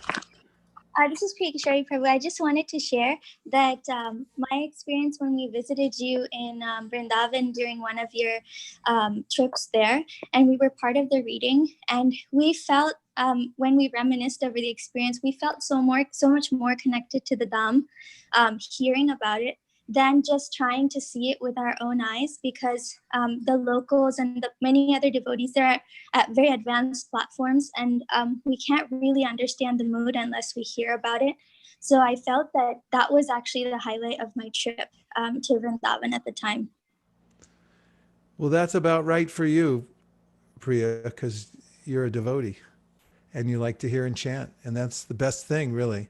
So it's important coming to the Dham and doing Parikrama, that really the main event is hearing and chanting. That's the most important thing. And then when you do hearing and chanting along with Parikrama, then it becomes very, very meaningful. So one of the reasons to go to the Dham really is to put everything else aside for a while, and no concerns except for just being at the Mangalarti on time every day, and making sure that you're chanting really good rounds, and then hearing and chanting as much as possible, and then going on Parikrama. And then, as Priya Kishori is saying, then you can see things. Hansapriya. Hare Krishna, Prabhu. Hare Krishna. Thank you for taking us to Govardhan. We're really feeling separation because especially we know that we may not be able to go this year. And we are already crying for that. And today you're glorifying the devotees around the Govardhan and the sadhus and our devotees doing parikrama. It just takes me back home. And I just wanted to see that, how it made me also feel like the Giriraj, can be much more pleased when you're glorifying his devotees who goes around the Giriraj and Govardhan. So thank you for, helping us to learn how to glorify the Giriraj by seeing all these gems and this treasure around the Giriraj, to see that first and then just think of Giriraj. Hansapriya, as far as back as I can remember being in Park, you always show up there. And that's, I follow your footsteps. You always come by the Govardhan, and that's why I always think of you as being spiritually intelligent, because you know how to be in the right place at the right time. I still remember the days you started going to the Giriraj Govardhan for 1 month. That's like the last birth or something. But I just remember that, after that, I made sure that everywhere, wherever you are, that's what I show up to. Well, part of it is, budgeting it in. Nirkula and I talked about it, and it was like an important part. It's when you're a grihasta, you're doing things, you're thinking about economic concerns, and you got this and that to deal with. And then it's like, if anything, if you decide ahead of time, I have to invest in Panchangam Bhakti, and one of the parts is to do that time, do some time in the Dham. I've told this story before, but one of my friends who really, I used to go spend a lot of time in India, and then I got caught up in a few things here for several years. And then, I just by accident, I talked to him on the phone. He was overseas in Thailand. And he said, "When's the last time you were in the Dham?" And I said, "It's been some years." And he said, "What? You're crazy." He said, and I hung up the phone and I went and told Nirkula, "I got to go to the Dham." And then we started talking about how to budget it in, and just make it part of your life, to make sure that you're there. And then you just tell everybody, "Hey, look, I've got 11 months. I don't have 12. One of them's for Krishna." And what I was saying about my friend, he was doing business. I used to stop and pick him up in Thailand, and then we go to the Dham together. And so then he had this cloth business, and it was work intensive. He was exporting cloth and all this stuff. He had to go buy it. And there was this Asian woman there in Thailand. I think she was Chinese, and she was very passionate about her business and making money and stuff like that. So in any case, he told me, every year when he would go for Kartik, he'd go tell her, I have to suspend my business for a month or more. He'd actually stay for longer, 6 weeks or something. And then she said, "Greg, what are you talking? Greg, you stay, make money." He used to imitate her, it's like, "Greg, what are you talking? You have to make money." And so we're always thinking about, there's always that voice, "Greg, make money." And and if you just invest and you say, "Krishna, I'm coming to your place," and whatever happens, happens after that. That part's gone, And then it's like I always talk about that wedge. You give that part to Krishna, and then he says, "Look, there's a whole nother world here in the spiritual sky. You don't have to do this and that." And that's really one of the entryways. That's why it's one of the 5 most important aspects of devotional service is spend time in the Dham. And if you can go there during the Kartik time, it's even better, because that's special in the Dham. All right, since I ran out of time, right? Because it's still 7:30. So I'm just going to show one more clip.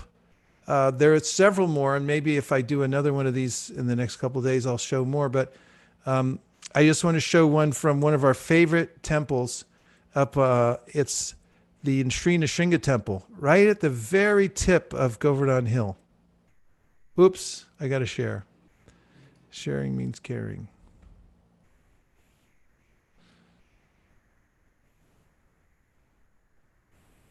Okay, here we go. Yeah, this is in the temple already, I guess.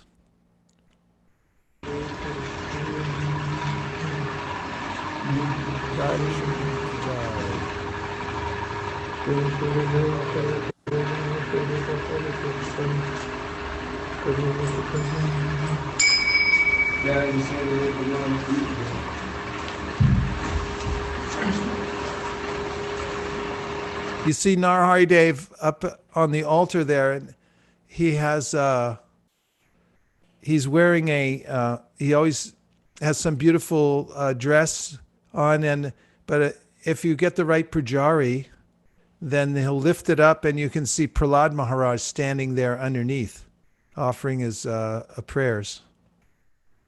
And one of the nice things about this temple is it's way up high. And there's Narhari Dev.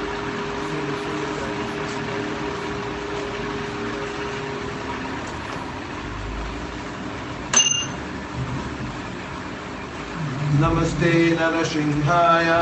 Namaste Narashinghaya.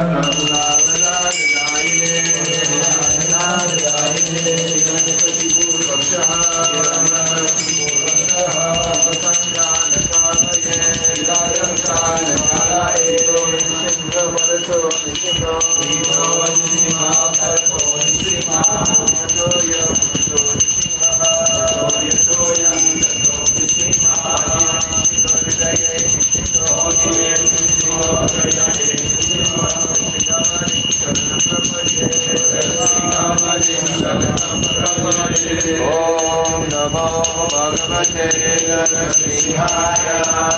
Namaste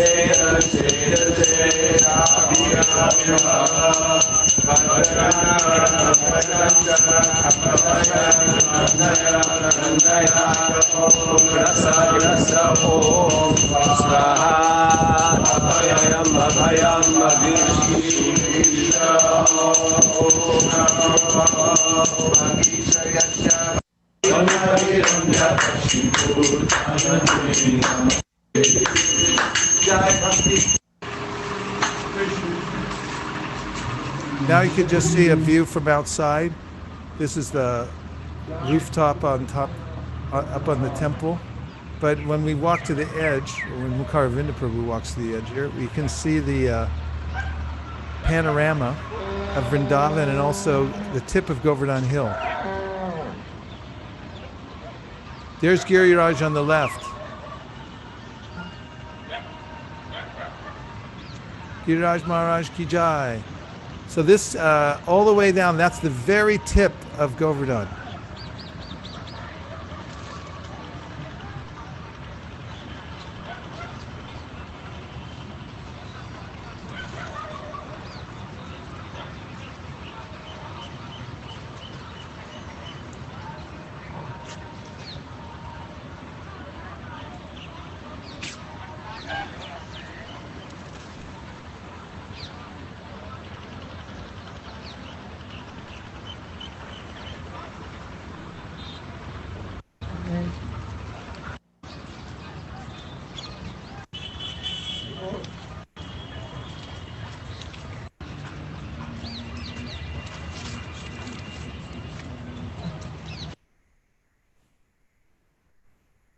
Gaur Premanande Haribol. So there, each one has its own charm, and then Parikrama means you can go and sort of get to know these places and see the deities there, and then you become purified. Thank you very much, everybody. Jai Shri Krishna Chaitanya Prabhu Nityananda Shri Advaita Gadadhara Srivasadi Gaur Bhaktivinoda. Hare Krishna Krishna Krishna Hare Hare, Hare Rama Rama Rama Hare Hare. Gaur Premanande Hari Hari Bo. Everyone please unmute and say Giriraj Maharaj ki jai. Giriraj Maharaj ki jai. Thank you, Prabhuji. Wonderful lecture. Thank you. Haribo. Thank Hare you. Krishna. Giriraj Maharaj ki jai. Giriraj Maharaj ki jai. Raj Maharaj ki jai. Thank you, Premier. Then let's do it.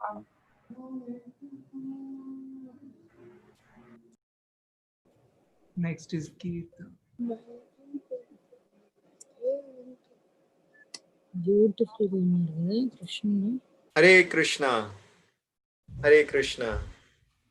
Heartfelt thanks to His Grace Vaisesika Prabhuji for leading us into this Giriraj Parikrama. Thank you. Now we will move on to our next session. It is Kirtan Sanga, and today's Kirtan Sanga will be led by Vrinda and Srivatsa. Do we have Vrinda and Srivatsa here? Haribo. Arjun, ఒకసారి రా. Hare Krishna Prabhu. Hare Krishna Prabhuji. And do we have Vrinda? Yes, Prabhu. Hare Krishna. Hare Krishna. Thank you. So, before we start the Kirtan, I would like to request both of you to introduce yourself. You can say that what grade you are in, or are you attending college? How long have you been practicing Kirtan singing or musical instruments? And most importantly, what inspires you to keep going in bhakti, keep going on in bhakti? We all can see how nicely you are practicing Krishna consciousness. So what is that secret which keeps you going? So first, Vrinda, you can go, and then we can hear from Srivatsa, and then we can start the Kirtan. Hare Krishna. My name is Vrinda, and I am in 11th grade. And I have been learning harmonium for around 5 to 6 years now. And something that inspires me to keep going on in bhakti is the association of devotees. And I don't know where I would be without their association. So. Srivatsa. Hare Krishna, dear devotees. My name is Srivatsa. I'm going to be a freshman in college next year. I learned Carnatic classical singing as a kid for around 5-6 years. And I've been formally learning Mridanga for about a year now. The thing that keeps me going in my devotional service is Guru Maharaj, Vaisesika Prabhu. Simply because it's because of great devotees like him that make it very clear that devotional service works and that the process is very perfect. Thank you so much for sharing your thoughts, Srivatsa and Vrinda. Now, over to you. Please start. Hare Krishna. Hare Krishna, Hare Krishna, Krishna Krishna, Hare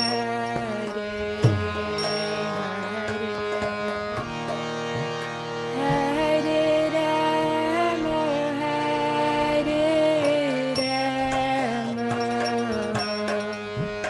Rama Rama,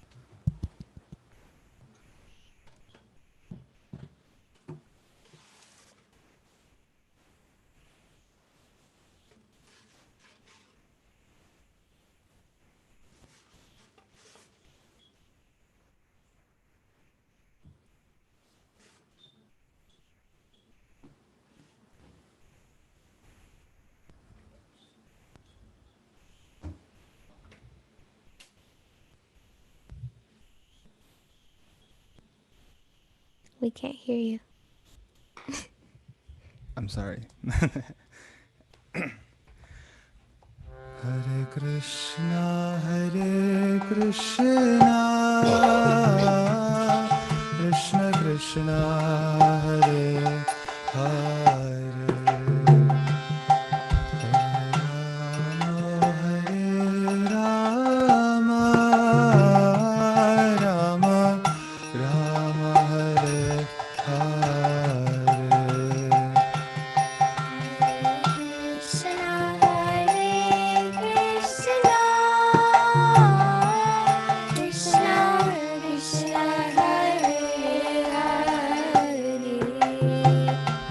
Hare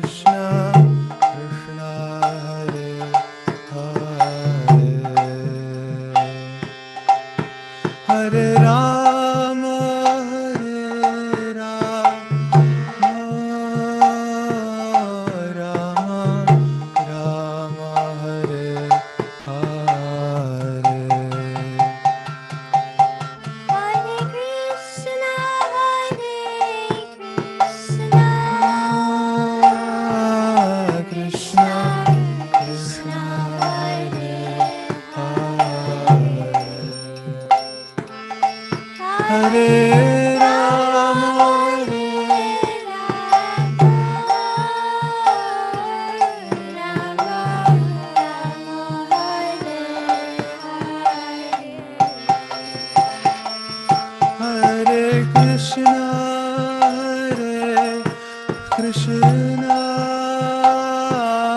Krishna Krishna Hare Hare Hare Rama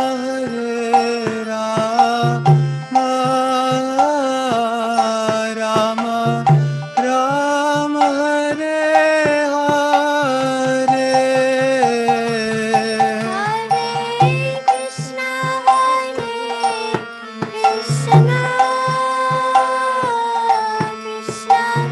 Krishna Hare Hare Hare Rama Rama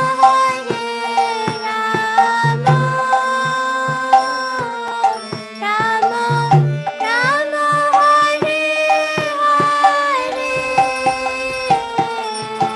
Hare Krishna Krishna Krishna Hare Hare Hare Rama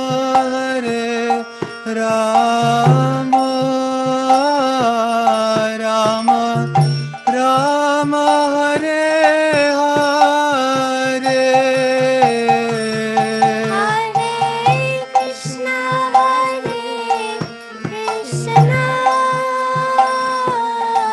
Krishna Krishna Hare Hare Rama Rama Hare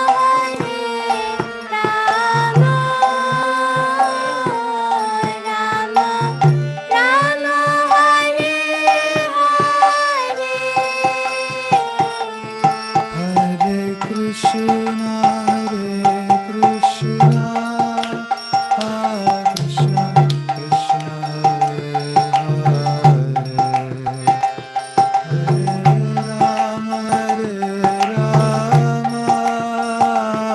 Rama Rama Hare Hare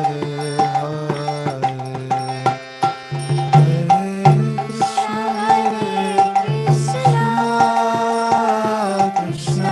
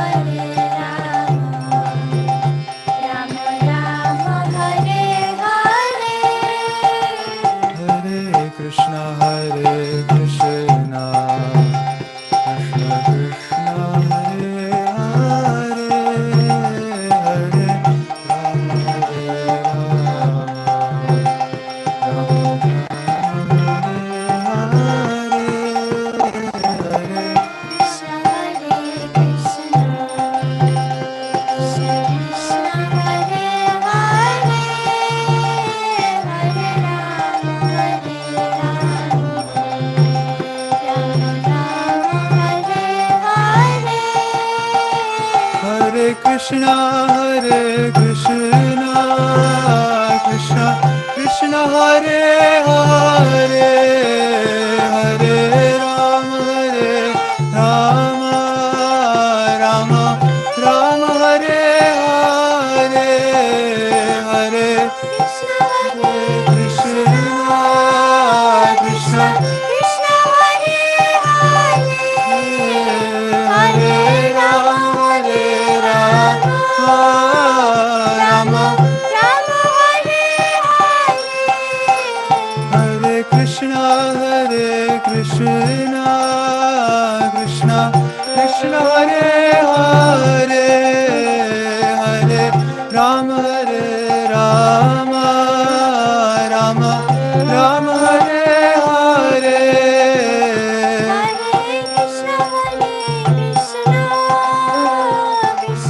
Krishna Hare Hare, Hare Rama, Rama Hare Hare. Hare Krishna, Krishna Krishna, Hare Hare, Hare Rama, Rama Hare Hare. Hare Krishna, Krishna Krishna, Hare Hare, Hare Rama, Rama Hare Hare. Hare Krishna, Krishna Krishna Hare Hare,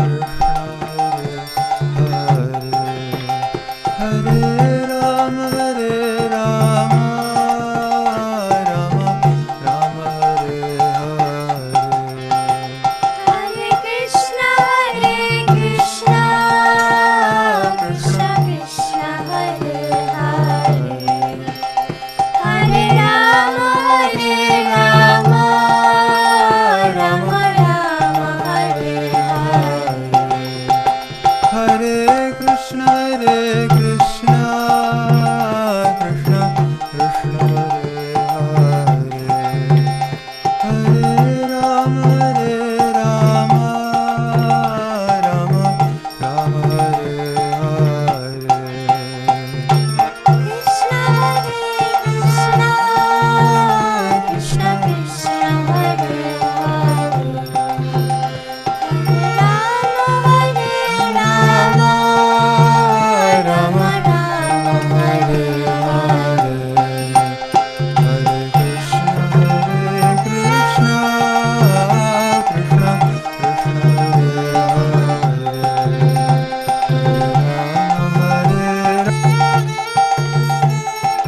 Rama Hare Hare, Hare Krishna Krishna Krishna Hare Hare, Hare Rama Srivatsa, your audio's on. Hare Hare, Hare Krishna Krishna Krishna Hare Hare, Hare Rama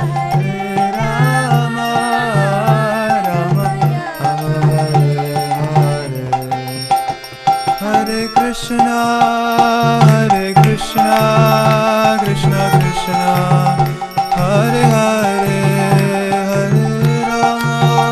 Hare Rama, Rama Rama Hare Hare. Hare Krishna Krishna Krishna Hare Hare, Hare Rama, Rama Rama Hare Hare. Hare Krishna, Krishna Krishna Hare Hare, Hare Rama, Rama Rama Hare Hare. Hare Krishna Krishna Krishna Hare Hare, Hare Rama,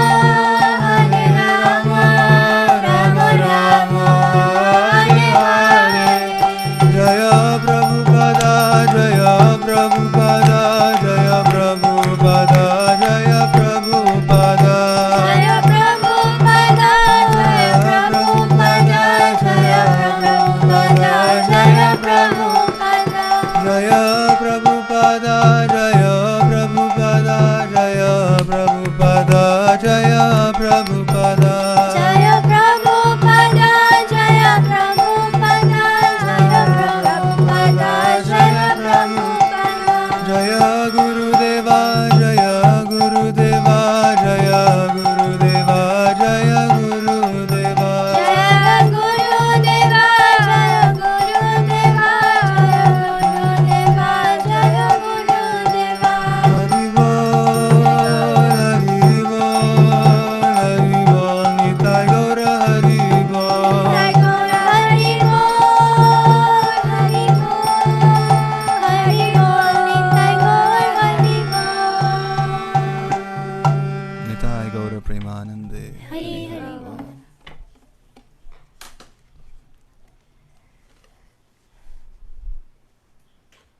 Haribol, Haribol. Thank you, Vrinda. Thank you, Srivatsa, for that very soulful Uncle Prabhu, you're kirtan. muted. No, Can he's you not. hear me? Yes, Prabhu, we can hear you. Okay. So thank you for that very soulful kirtan. I can just say so many devotees are shouting their love, appreciation, and blessings on all of you. You're such a gem. Thank you for that kirtan once again. So with that, we come to the end of day 2 of Janmāṣṭamī celebrations. My thanks once again to Vrinda and Srivatsa for the kirtan. My thanks to Advaita and Balram for so skillfully managing the spotlights and very well handling this hosting and the managing of the session. Thank you, Advaita Balram and Balram. Thank you, all of you, for joining us in this Kirtan Sanga. We will meet tomorrow at 10:30 a.m. with Puppet Show brought to us by Vrindavan Priya Prabhu and his team. And that will be followed by games. That will be for adults. That means 13 years or more. And then at the same time, while we are having games for adults, there will be engagements for kids. They'll be having their art and craft. So I had sent out an email asking the parents if they have registered their kids for this workshop to kindly fill out a survey. And that survey is basically asking the age of the participants so that we can assign them a proper Zoom session. So that's one thing. Then at 3 p.m., we a workshop by Govinda Priya Mataji and His Grace Shankaranand Prabhu on home worship, deity worship at the home, how to do Abhishek at the home, followed by part 2 of virtual Vrindavan Parikrama by His Grace Vaisesika Prabhuji, and then ISV Youth Bhajan Sandhya led by Priya Kishori Mataji. So that will be at 6:45. So once again, we'll meet tomorrow at 10:30 a.m. for the puppet show. Thank you. Hare Krishna.